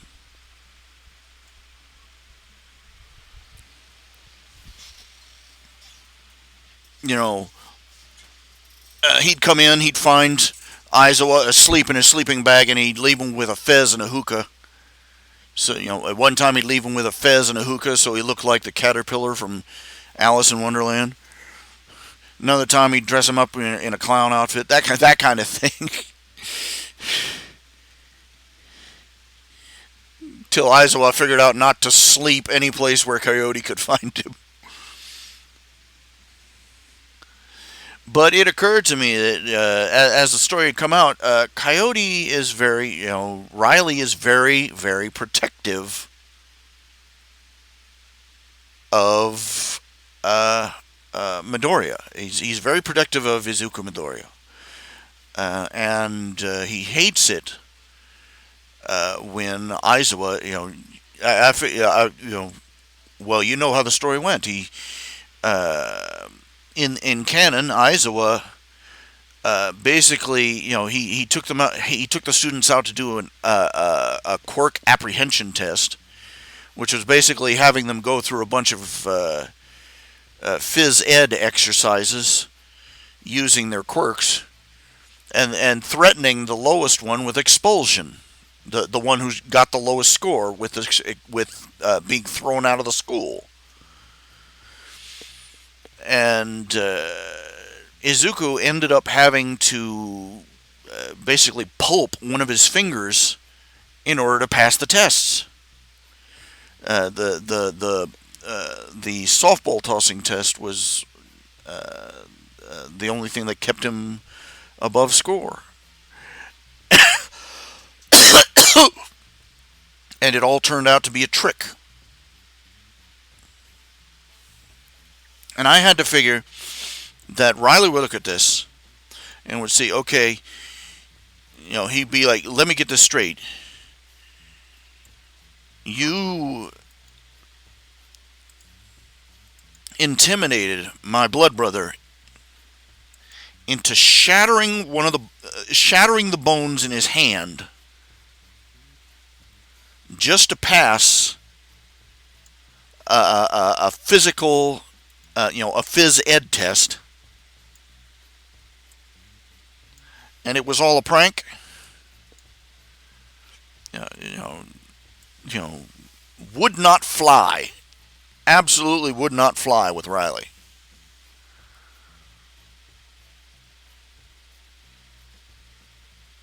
He would be furious. Uh, and I could see nothing but absolute all-out war between him and Aizawa from there on out.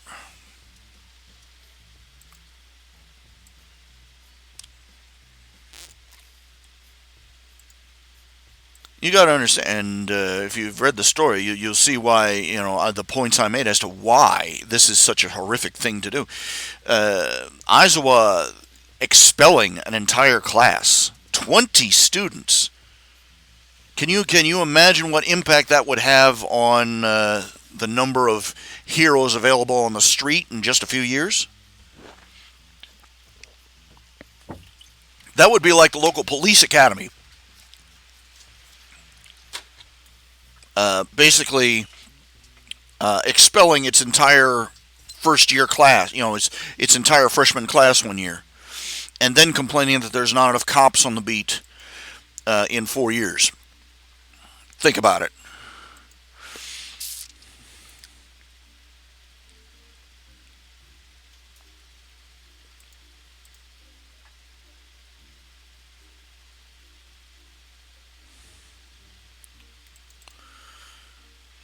And in Japan, getting expelled, especially from an elite school, it's not like here in America where they can go, oh well, they just weren't cutting it here. They'll need to try something else.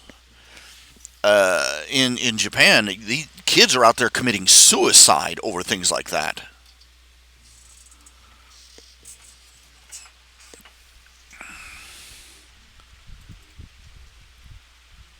He wasn't just he basically destroyed 20 kids' lives because he didn't think they had potential, quote unquote. And you know 20 kids, that's extreme by anybody's standards. I can't imagine for a minute that the administration would be ready to tear a strip off of him for that.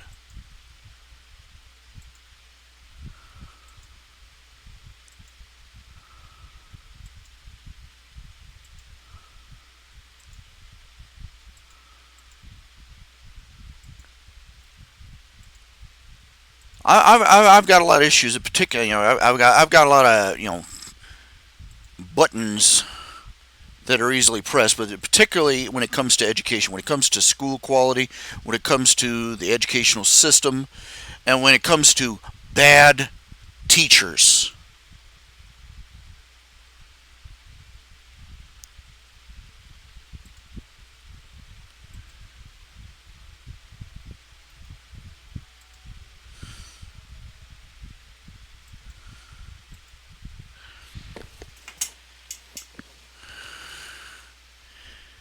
I mean, my lord, can you imagine?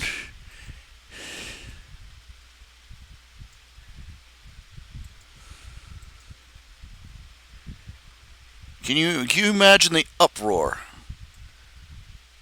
when the parents found out that some scruffy, raggedy ass, not Michael Jackson, Night of the living dead looking mofo had expelled their son on the first day of school?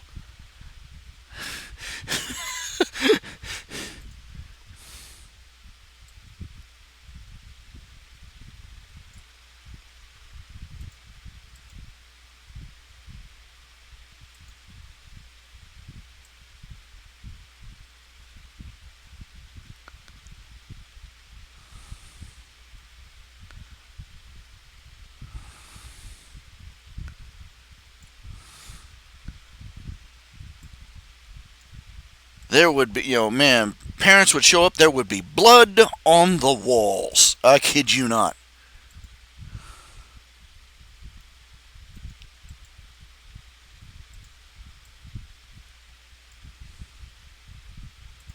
over in My Little Hero Academia, where My Little Hero Academia is the one where Izuku gets turned into a pony. Yes, I did it. I did it, and I do it again. But anyway,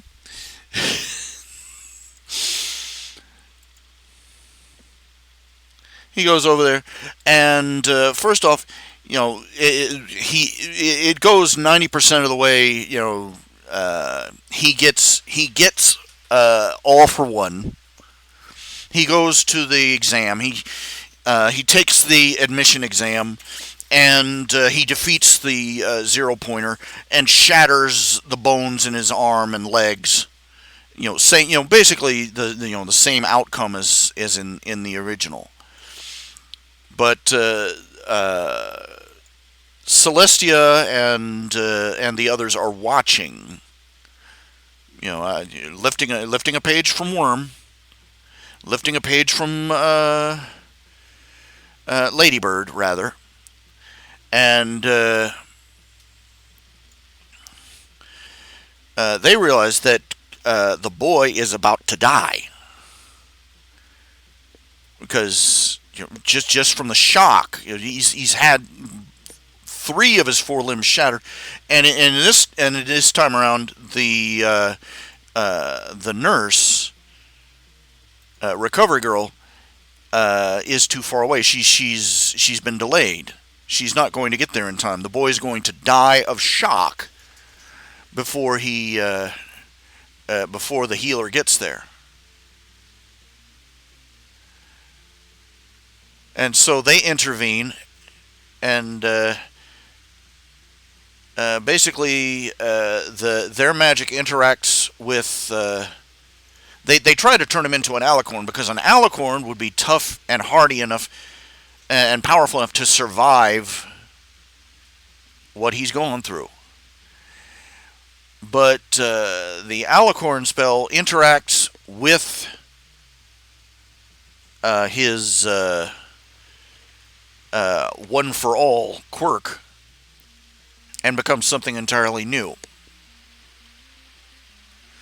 Which is the reason he's changed back from an earth pony to a unicorn, and he's going to change form several other. He's going to reach a point where he can literally change form to any of the different kinds of ponies, basically. And everybody who doesn't like My Little Pony is sitting there going, "Ugh, this is so cringy." But yeah, I went there with that. And the thing of it is that yes, once again, Aizawa is a dick about things. And he insists on retesting the boy. Because, after all, he's got a new body, he's got an entirely different, he's got an entirely different body, entirely different abilities. So they give him a reduced version of the test, where he has to fight his way through a small group of robots in order to be admitted. And then comes the first day of class where the teacher threatens to expel the one with the lowest score.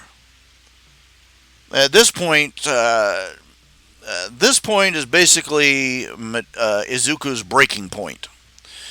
He finally stops he goes from being intimidated and scared and nervous to finally being pissed.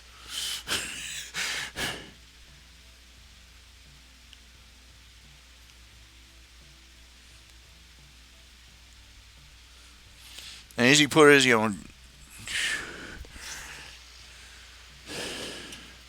he finally corners Aizo and says, "Do you think maybe now that we could, you could have, give me, one lesson before you decide to expel me?"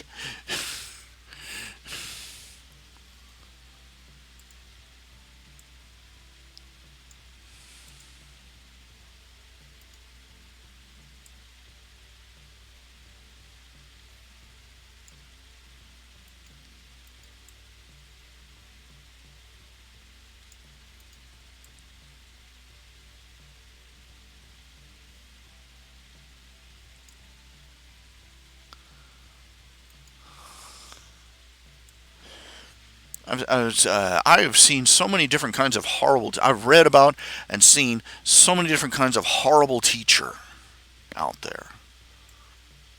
It galls me that they have a union to protect them. It galls me that the educational system itself is designed to be awful and terrible. Read up on the Prussian model school system. Look it up.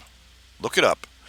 That is what our educational system is based off of, and it is at the root of why our educational system is so terrible.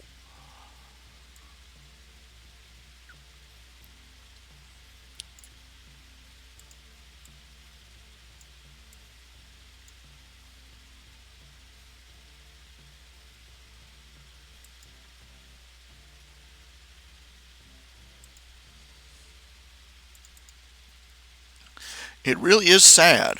I can testify to that.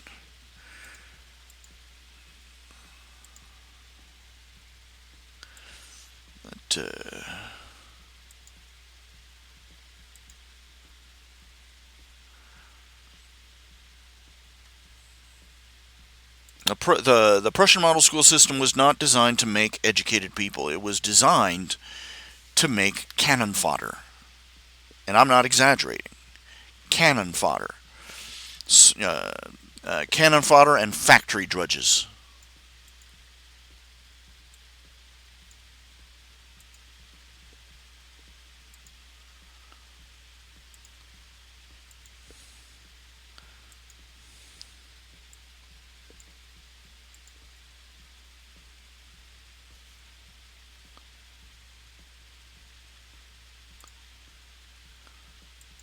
And it should come as no surprise that the quality of teachers is so deplorable. I remember reading there was a guy who did a story in Reader's Digest. He was a teacher for decades, literal decades, and he did not know how to read. He had managed to fake his way through the entire educational system, get a teaching degree, turn around and start teaching other kids. He could not read.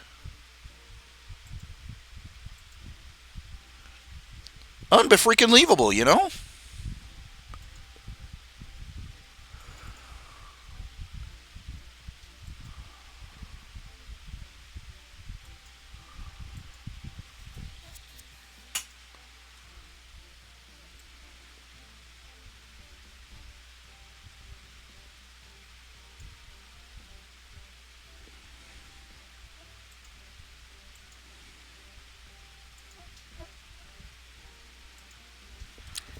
Pooh, bugs. Ugh.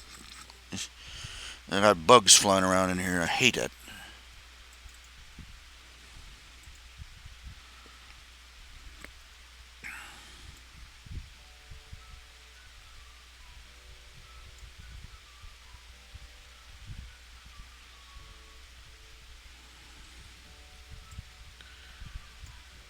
Eh.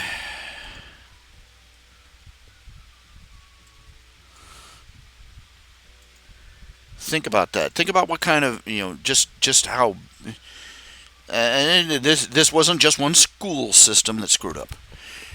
Think about it. His every class he attended as a student himself screwed up.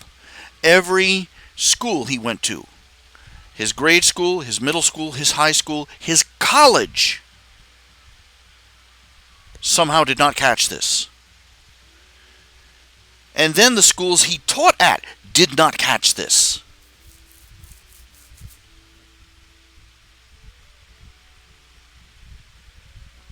Tell me again how there isn't something fundamentally wrong with the educational system in the United States.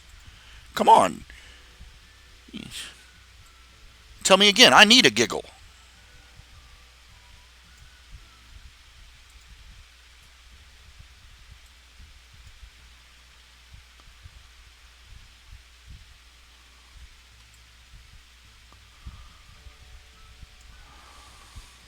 Whoop. That didn't work.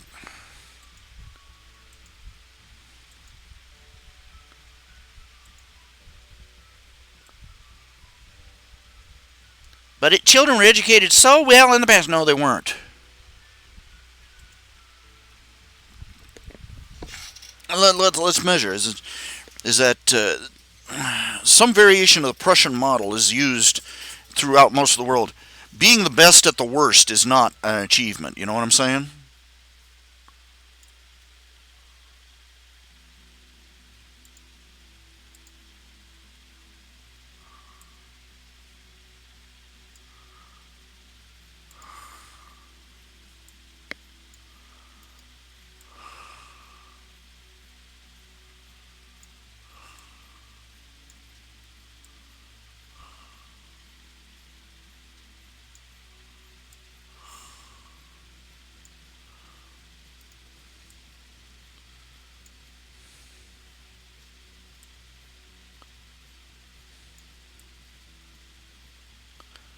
Being the best of the worst is not an achievement.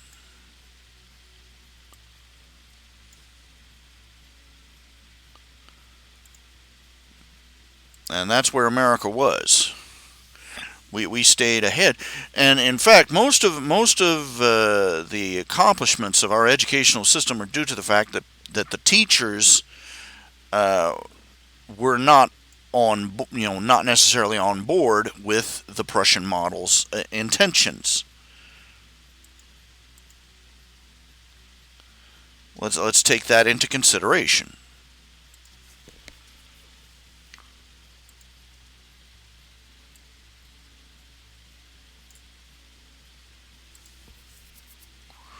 Children learned well in America in spite of the educational system, not because of it.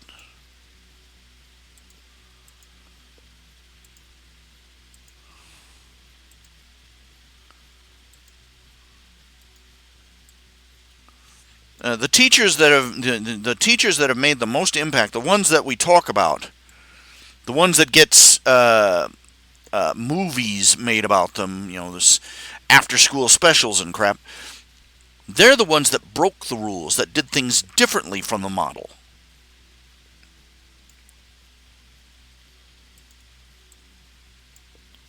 The guy in Stand Up and the guy in the movie Stand and Deliver.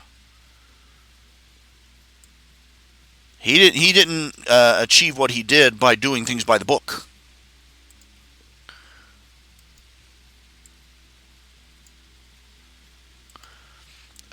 When I was first trying to start out as an artist, I tried to read up on being a private business person.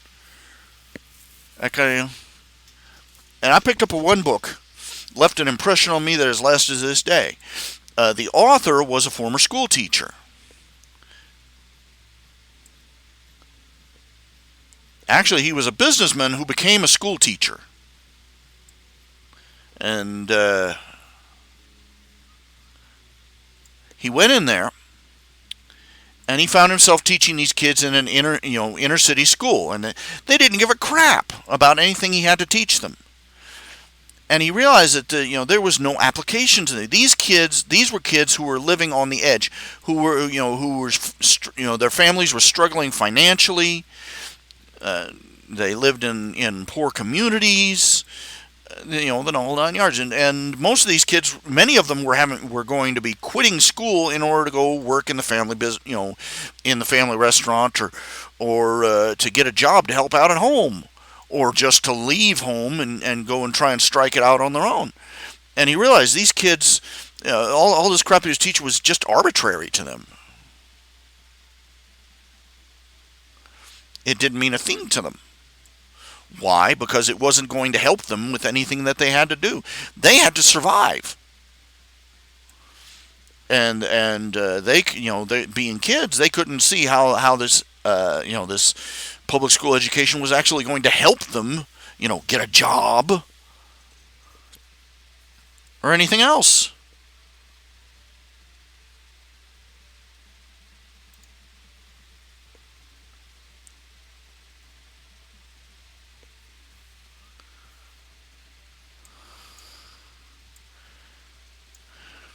So what he did is that he started taking all his courses, math and history, and he started basing around. He turned this class into a business class.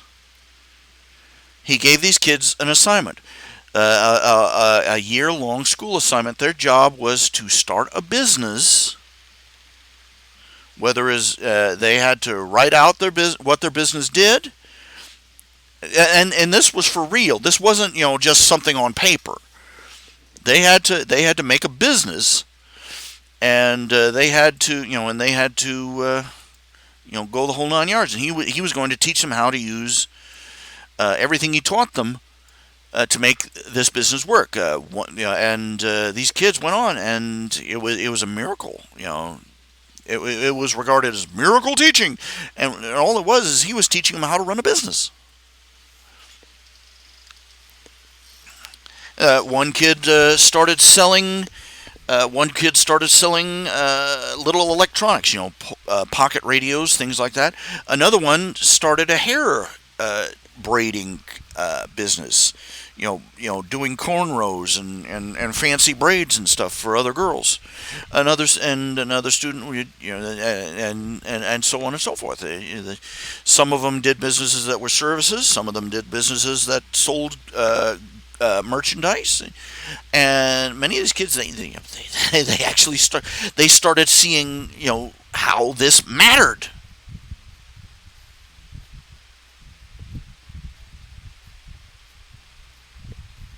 They started seeing how important math was. They started because they were using it, and they started seeing actual benefits to what they were learning because they started bringing in money. They started making a profit.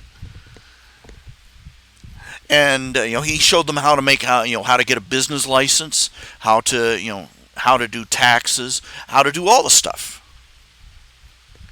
how to adjust prices. So the profit. This was an epiphany for most of these kids. They had come in. He asked them, what he thought of the businesses in the area, the merchants. He said, "Oh, they're all crooks." And then he sat down on paper and showed them these kids, these businessmen were charging the prices they were, and they were only making a couple of dollars a profit. They were taking a product that cost them $8 and selling it for $10, and half of that was going to running the business. Half of the profit was going to the business. And he gave them lessons on. And then it radically changed the future of these kids. That book was my business Bible for the longest time. I had to borrow it from the library though. I wish I still had a copy because I could use it. I make so many mistakes over the years. I probably have kicked my own ass if I'd have kept the book around and kept it for advice and stuff.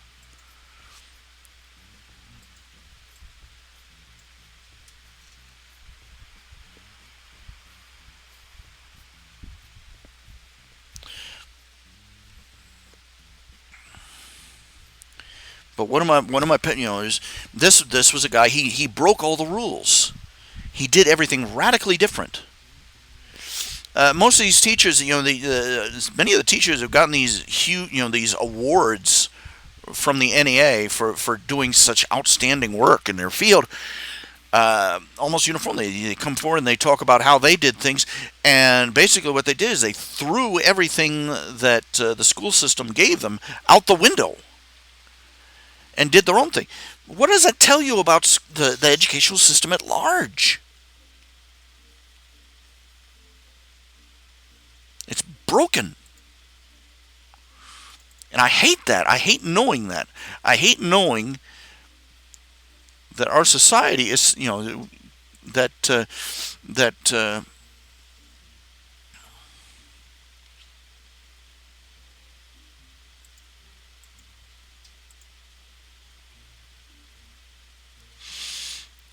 I hate knowing that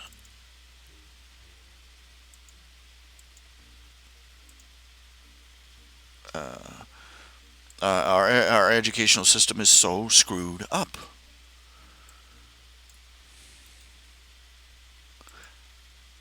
And that children's lives, people's lives are being ruined by this. The country is being ruined by this. Our nation is being ruined by this.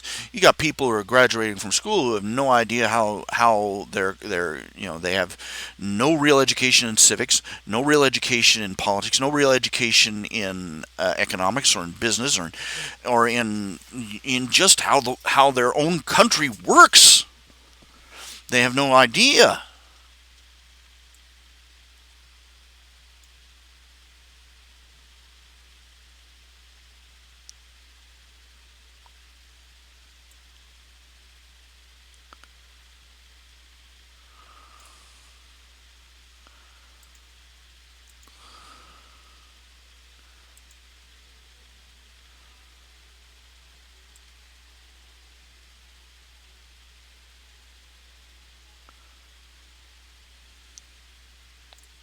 They don't know what they come out of school. They don't know how to write a check or how to. They don't know how to write a proper letter. They don't know how to. I don't know how to compose a letter properly. I used to know. They at least tried to teach me that back when I was a kid. But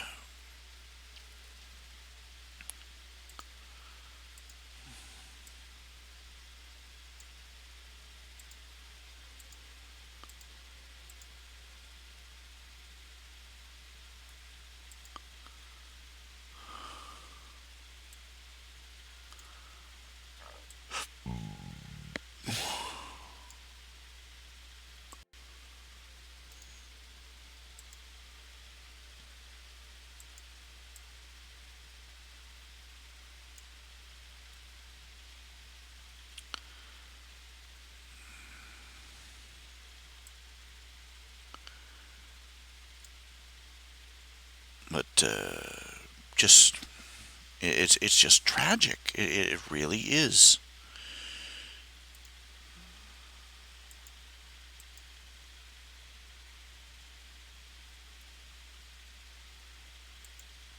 And I hate when I was a kid. I had to go through all sorts of terrible bullying from kids, from other kids. The idea of students who go through bullying from their teachers is enough to send me into a frothing rage.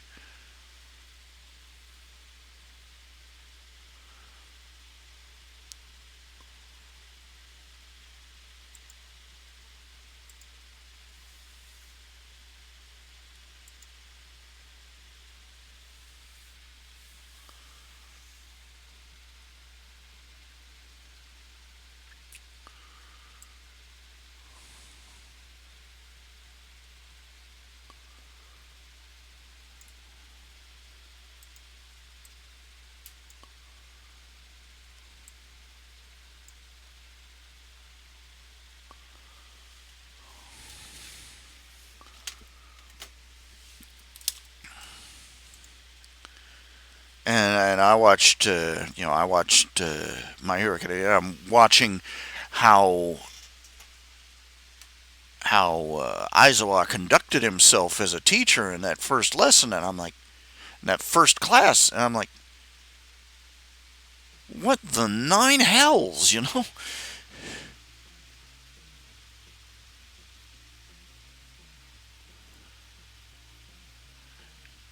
We made a movie about teachers. The movie was called Bad Teacher.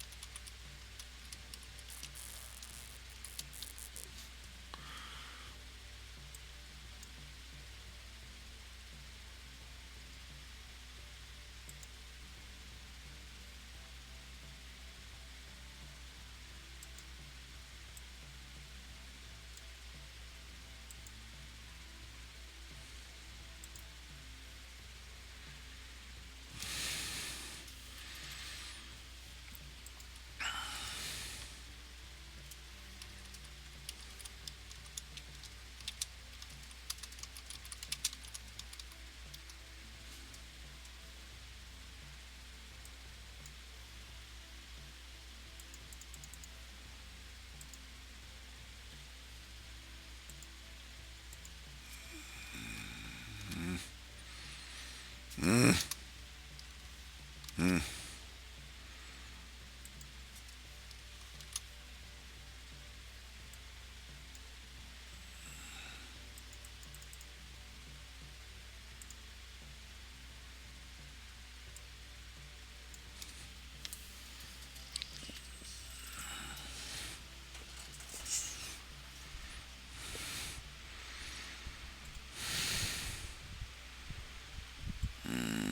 Mm-hmm.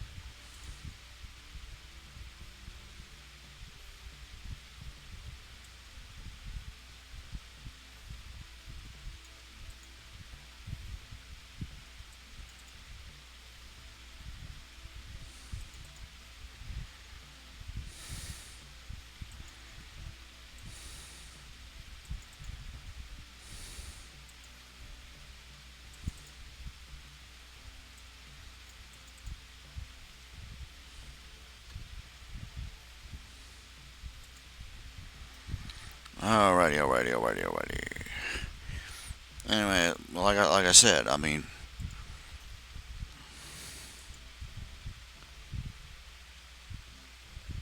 you know, big button pusher for me. And the more I read about how schools are conducted these days, the more I read about, you know, and the one thing that uh, pushes my button just as bad when I tell people just how bad the school system is, I start describing some of the horror stories that have come out of the public schools these days. And they start off, well, I had a relative who was a school teacher, and she was a wonderful person, and or they start, I had this one school teacher who was my, they were wonderful people, and that rates right up there with, you did you ever have a woman angry at you, and then you try saying, now calm down? Same effect.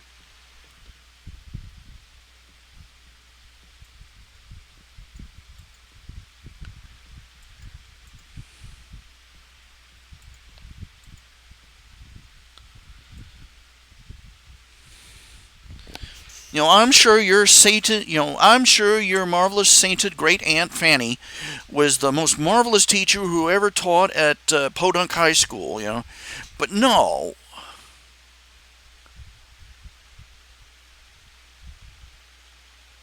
she does not change the fact that the school system is a crap hole.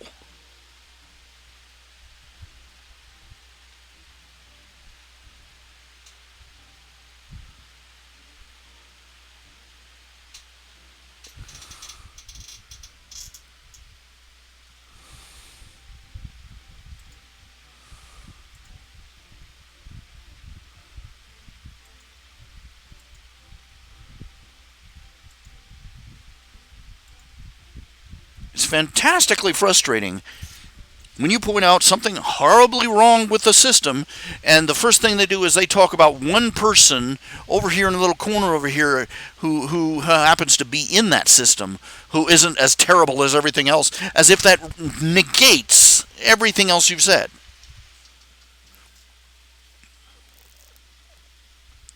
Just light my fuse, why don't you?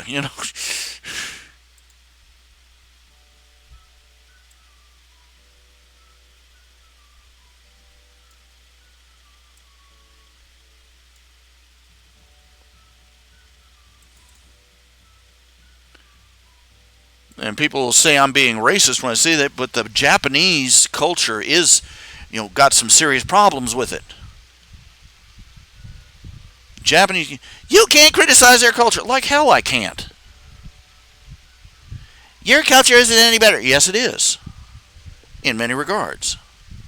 Thank you very much. Kiss my butt.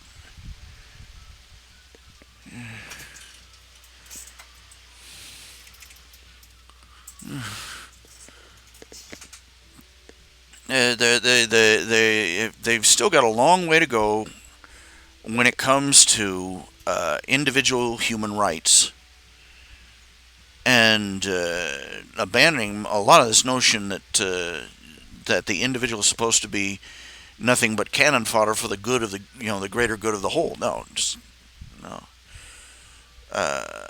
Bullying is still a terrible problem in Japanese schools. Last I'd heard, they were still having a problem with it because the general attitude, the lingering social attitude, is that the one being bullied is obviously an outcast and therefore deserves it.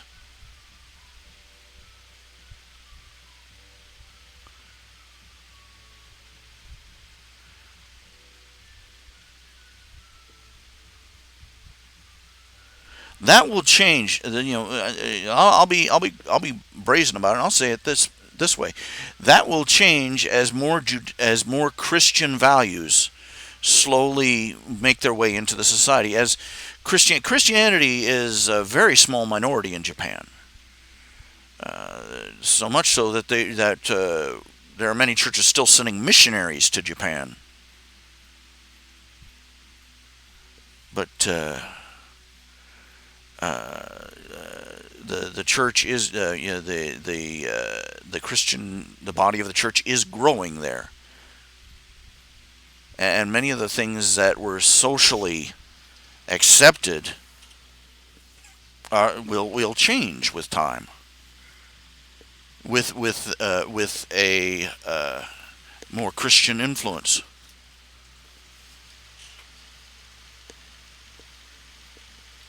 And I can hear I can hear the SJW sirens going right now. Woo! He actually thinks Christianity is better. Imagine that.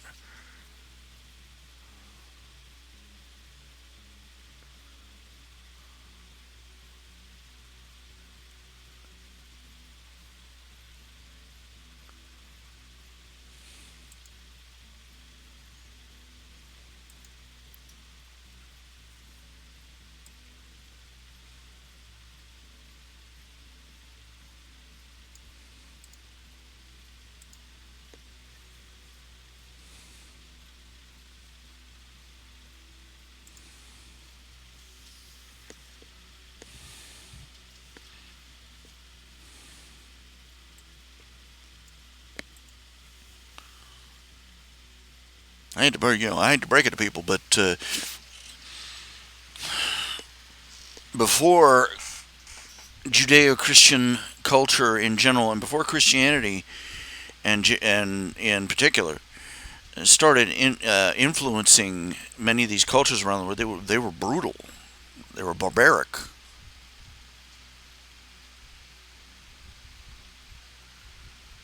Japan was a society where 90% of the people were little better than cattle. It was perfectly acceptable for one of the nobility to test out the edge of a new sword by chopping somebody's head off.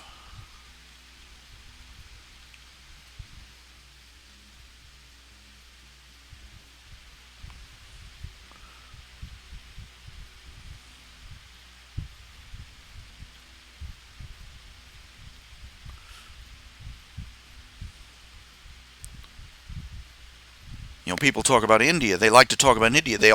Everybody thinks of Mahatma Gandhi.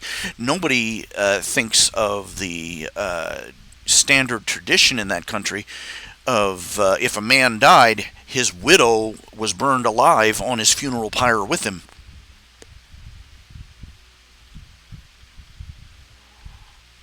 That didn't change until the British Empire took him over.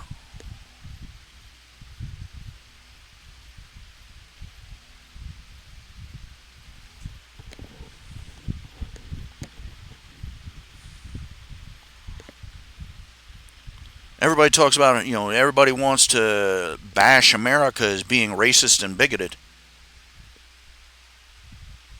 Oh, honey child, you poor, sweet, innocent summer child, we need to drop you off in Japan or China for a while.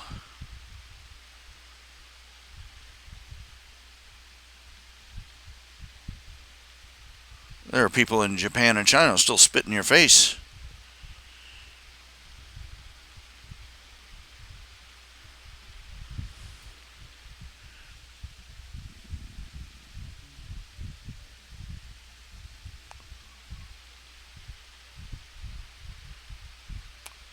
They did, they actually did the numbers. America is one of the least racially segregated, and we are the one of the least racially divided people on a number of points. You go to Japan, they if you're half Japanese, they still call you a hafu. If you're not a native Japanese, they call you a gaijin,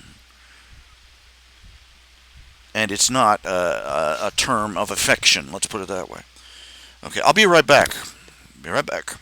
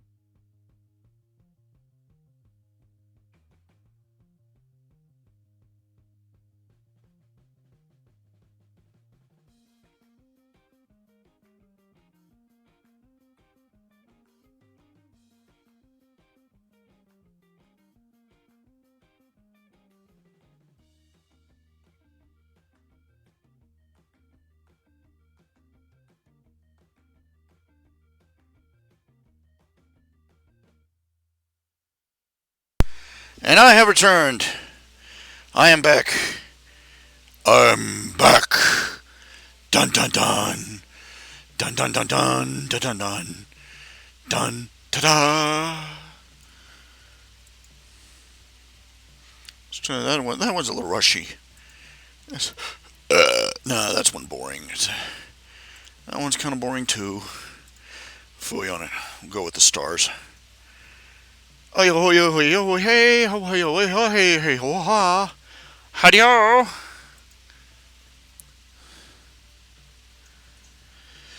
Does Adrian remember his past? Yes.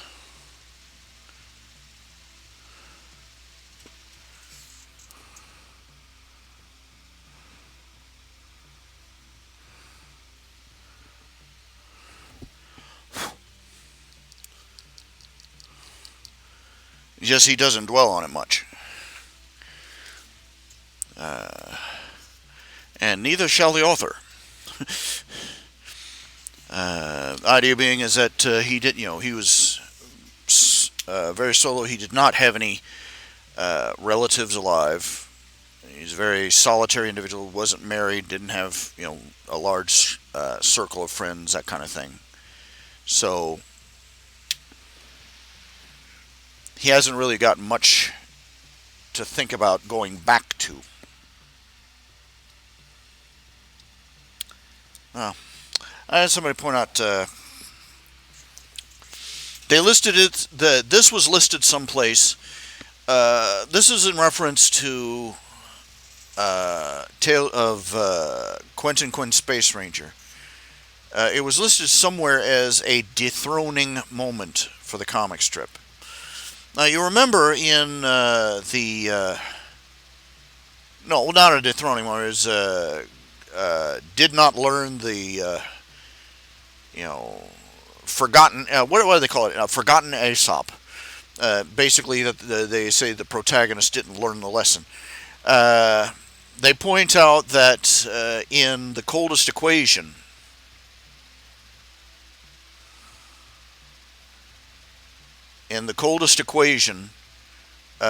Quentin at one point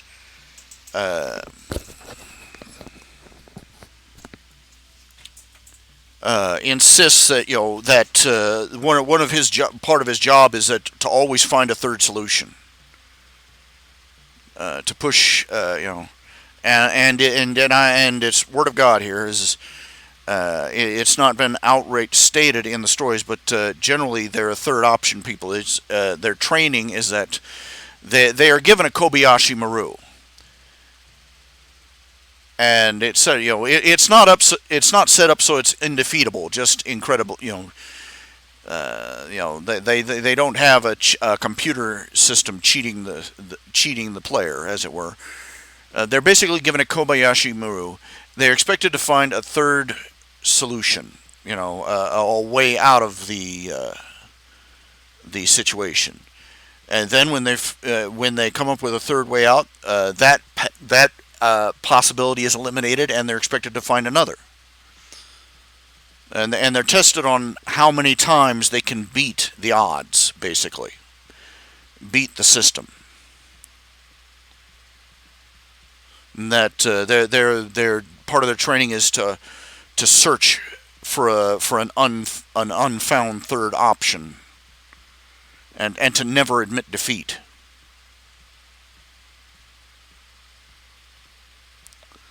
But yet, over in the next story up, where he is, I never gave that other story a title. But in the story where he relates what happened on Calufrax, his greatest failure, his greatest tragedy in his past as a space ranger. The Calufraxians, the government that was the powers that be in the system, what he refers to as the oligarchy, had been running their planet into the ground with fractional reserve and fiat currency system, and their monetary system had already lost 95% of its face value and more, and he estimated it was within months or even days of a collapse. So in order to intervene, in order to help them out,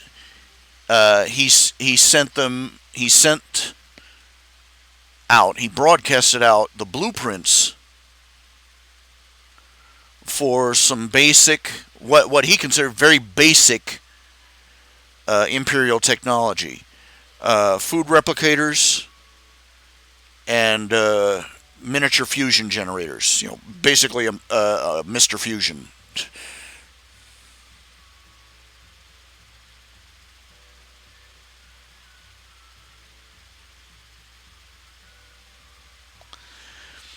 And the Calufraxians not only managed to survive the collapse of their economy, they thrived, they overthrew the oligarchy and established a new government.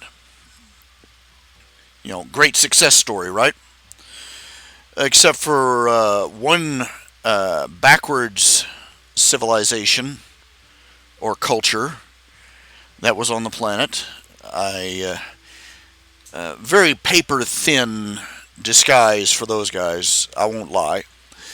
Uh, uh, a bunch of fanatical cultists who used the tech instead to crash one of the planet's flying cities.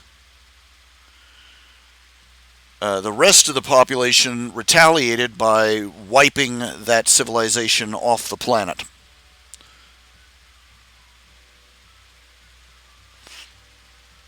I don't remember if you remember that arc. I don't know if you remember that arc. But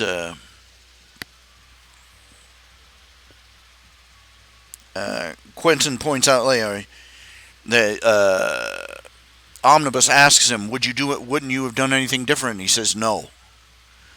So we ran that. We went through the system. We ran the numbers. His superiors ran the numbers and looked things over and realized that this literally was the best possible solution. Giving them that tech was the best possible solution. Even though it was inevitably going to cause some form of political upheaval, it was the most humane form of intervention they could engage in with the least amount of interference.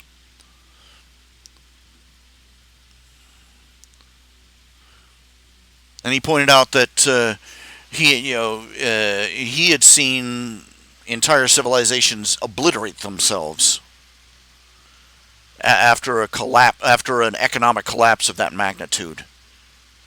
By doing what he did, he prevented things from being worse. And the critic was pointing out that he gave up. He's Commander Quinn gave up, and he instead of keep searching for better and better options, he just went with the first one. No, there are dozens of options that Quinn could have taken. He could have engaged. He could have intervened militarily himself. He could have called for the Empire of the Seven Systems to intervene, and or he could have called on someone to provide humanitarian aid after the collapse. He could have done a dozen different things, but he had gone for the best possible option, giving the natives the tools to help themselves.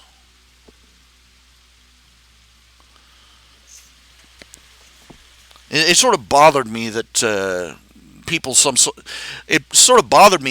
saw a conflict between his principles of never say die and what he did there.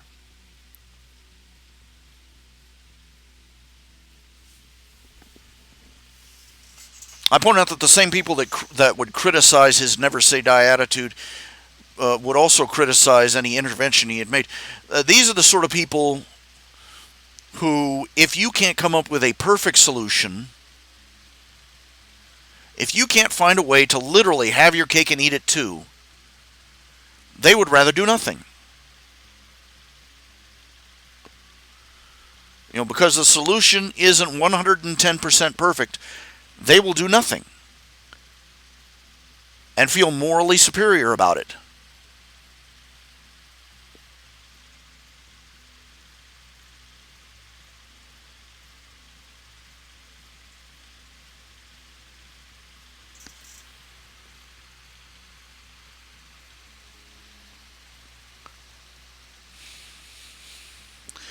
I always wonder if there's any way to reach people like that, to get through to them, to get past whatever conditioning they have that makes them think like that, or pretend.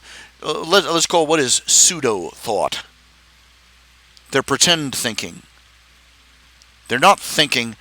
They're reacting Pavlovian style.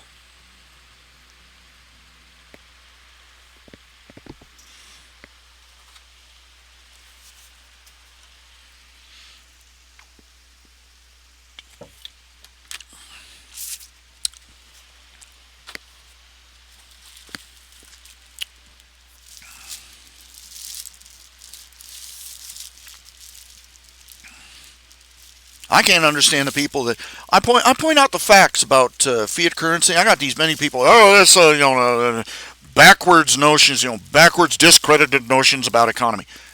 What are you talking about? Discredited? Look, the collapse of fiat currency was part of what led to the collapse of Greece. Ancient.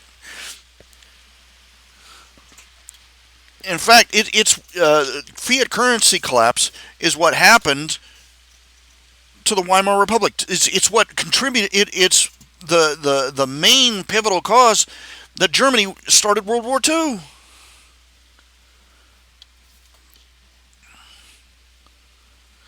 In fact, every economy that has relied on fiat currency, that has switched to fiat currency, every fiat currency on record has collapsed. The current exceptions right now are America and Great Britain. And America's money has lost 95% of its face value in the last 100 years, most of that in the last 50 years. And Great Britain, 98%. It's taken them a little longer, but they depend much more greatly on trade. They basically did what America's doing now, sold their debt abroad.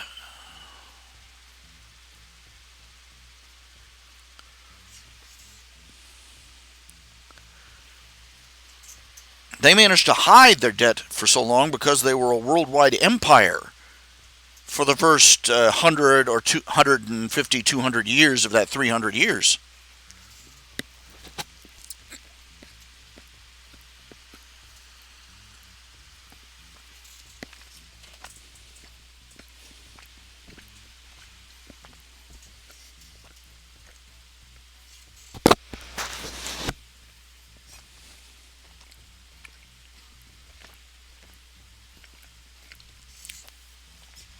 Well, it is planned. I do plan for them to stumble across something that the readers, at least, will recognize as proof that their planet was colonized.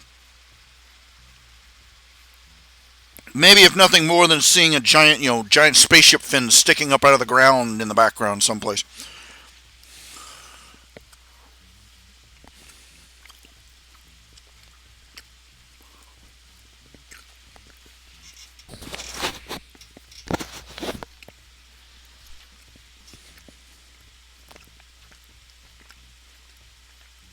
Originally, I wanted to go with a more monster of the week, episodic storyline with Quentin, with Tales of the Questor.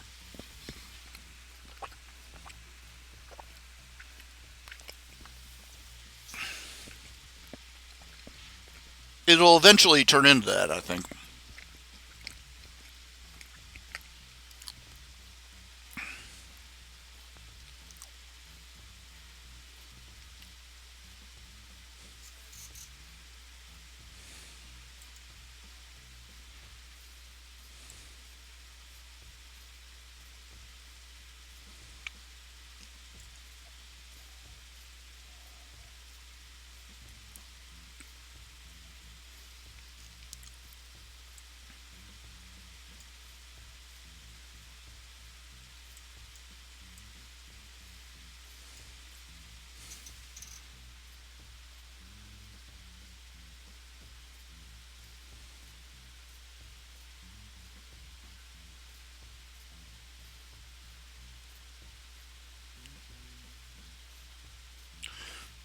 I've never seen Stranger Things. I like I said before, I tried to watch the first episode. I couldn't bring myself to finish watching it. The behavior of the teenagers, the behavior of the well, not teenagers, the behavior of the kids was just so cringy. I couldn't bring myself to keep watching it. It was actually painful to watch.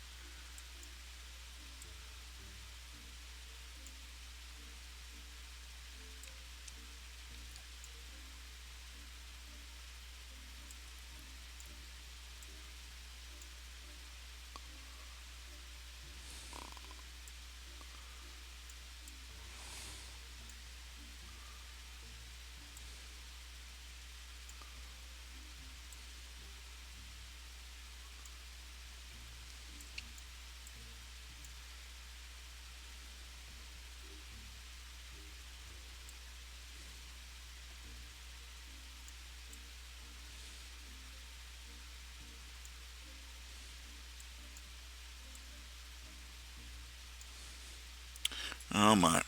Oh, oh, beg your pardon.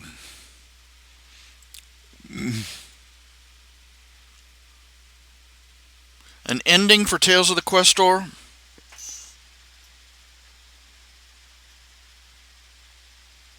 Not really.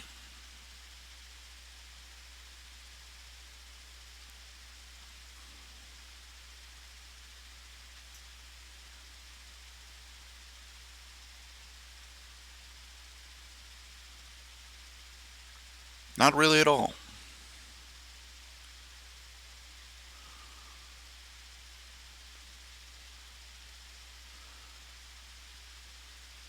I did have it planned that I did have it planned that he would return to the Seven Villages someday, but he would eventually go back out again.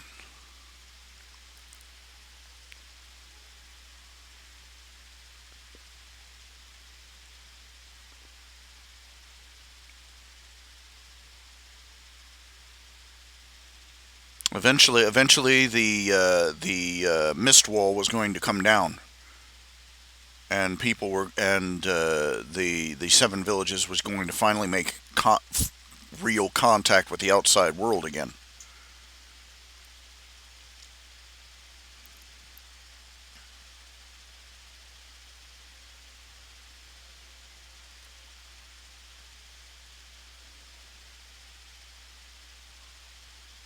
But the story was going to go on from there. I had no ending planned.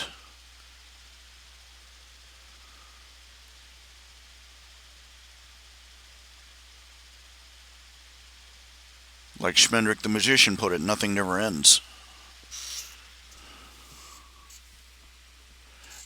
Stranger Things is on Netflix.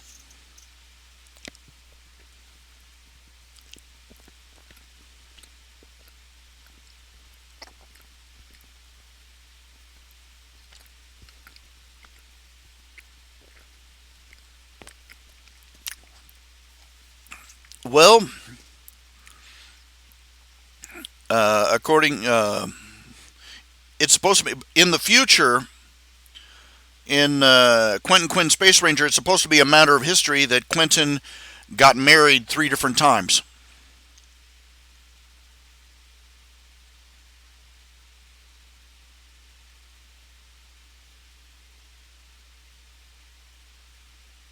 and he outlived all 3 wives.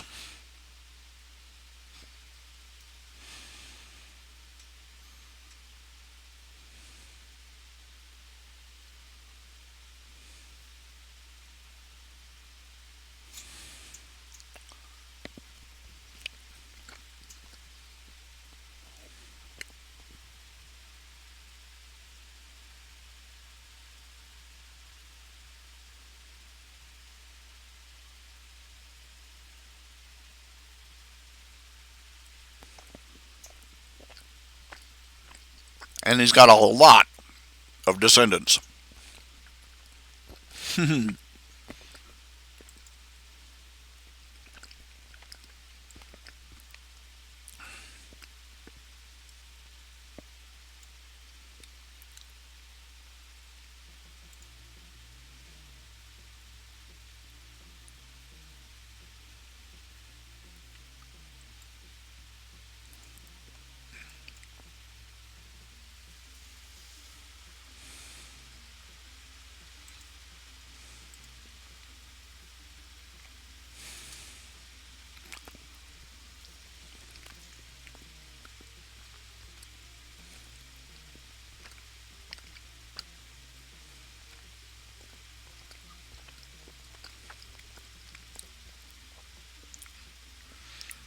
got to realize the, they're estimated to live at least 250 years. That's a lot of time.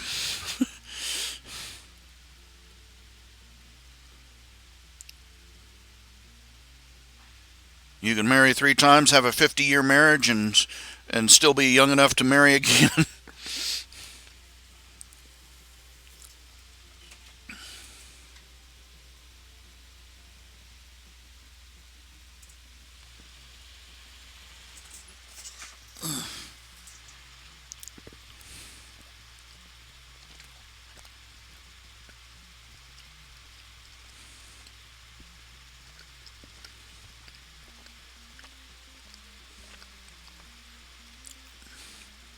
I'm not going to say. I'm not going to say who. I'm not going to say who his future wife or wives might be.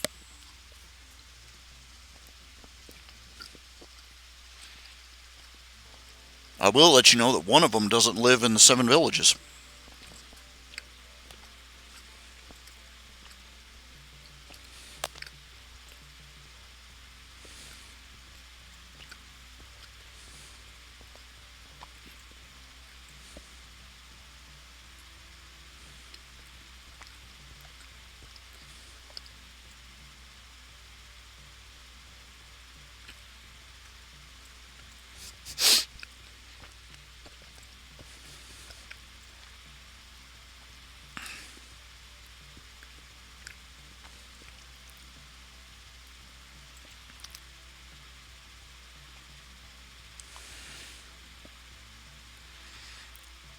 Hmm.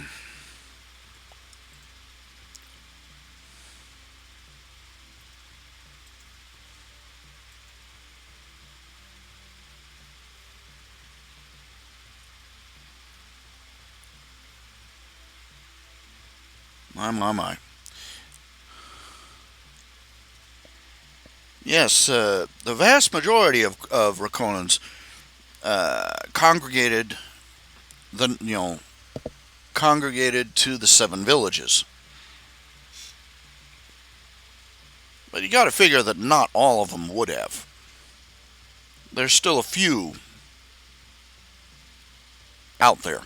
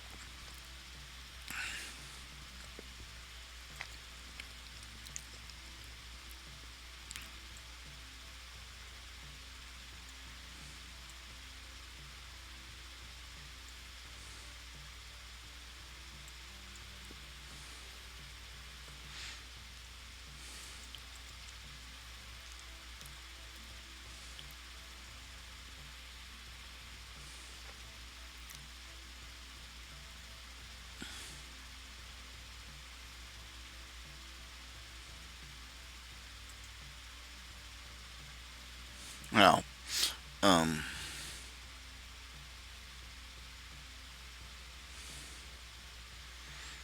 the mist wall coming down is something way off in the future.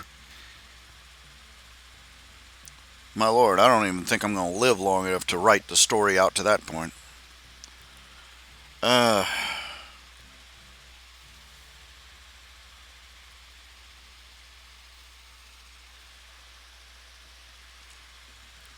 well, the original plan, the general outline of the story was that Quentin's supposed to go out. He's supposed to establish. This is what he's doing right now. Is basically after they get rid of that darn dragon, he's going to establish his home base in the Duchy of Fenwick at the old Luff ship station, and they go out from there trying to track down the different missing artifacts.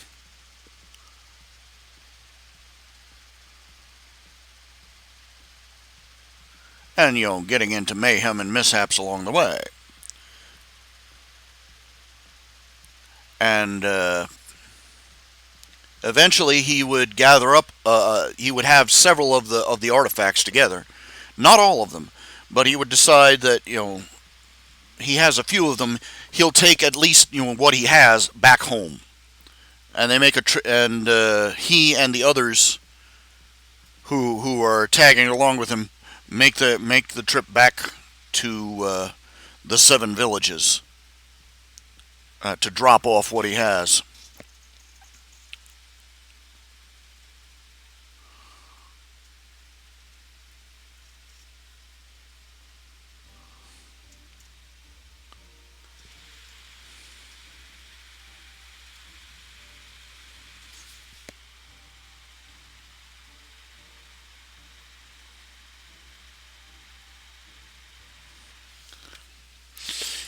In addition to the knight, in addition to Squire Pellinor and Sam and the werewolf monk, they're also supposed to pick up at least a couple more members to the party. A young troll, a leprechaun, a dwarf, and a human wizard.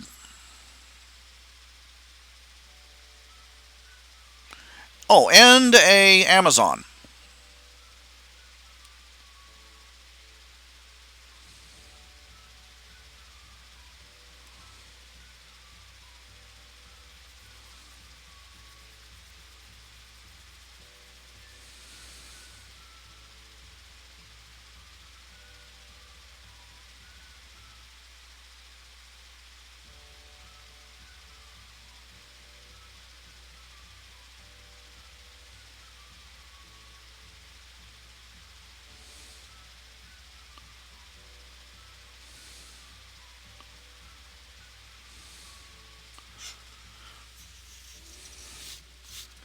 Yeah, this is all up in the air.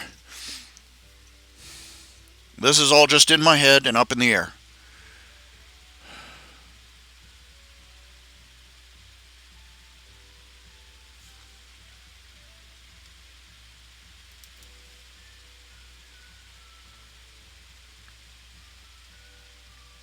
I have too many ideas.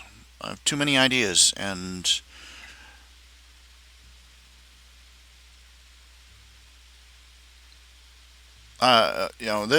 you hear about some of these writers and artists who just constantly at the workbench, drawn, and they never seem to stop. And for the longest time, I used to be that, and I'm not anymore. I've reached a point where I spend more time talking the big game than playing it. You know,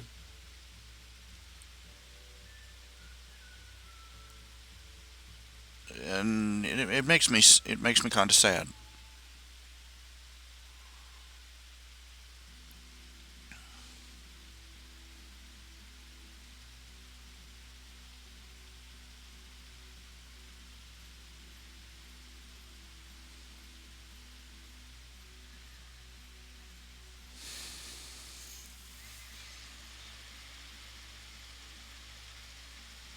I lingered, I expected to have, after the start of Tales of the Questro, I expected to have Quentin out of the seven villages within a few weeks, a few episodes, and 700 or 800 pages later, how many pages did it take, to actually get him to where he left the village?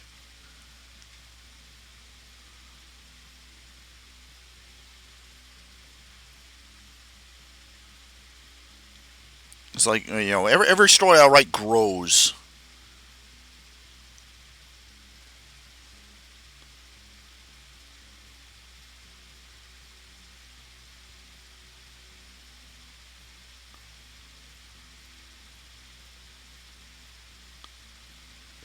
It does. It just grows and grows and grows and grows.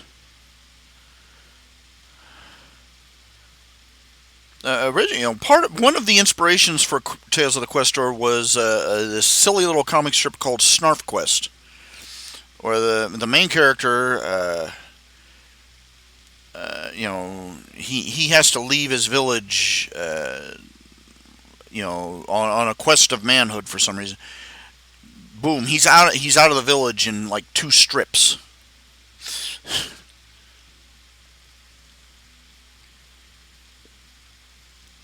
Mine, he doesn't get out of the village in 2 years, real time. So,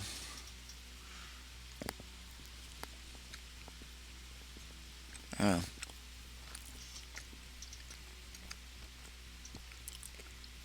Okay, it is 11 o'clock, or 2 minutes just shy of it.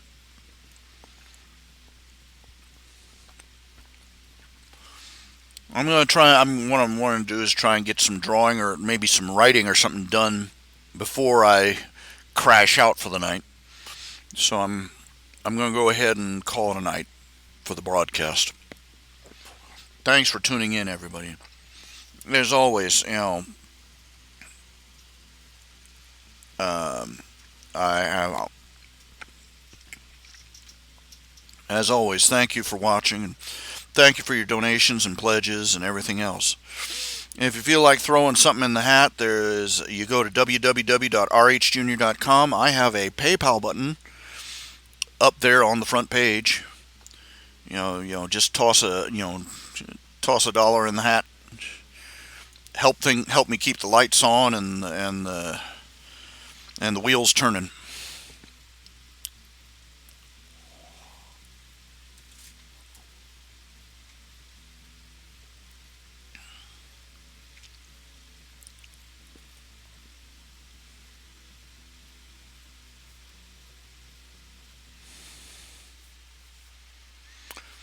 But you all take care of yourselves. I'll catch you all later. I'll try and do this broadcast again tomorrow night, because I want to establish habits, good habits, work, and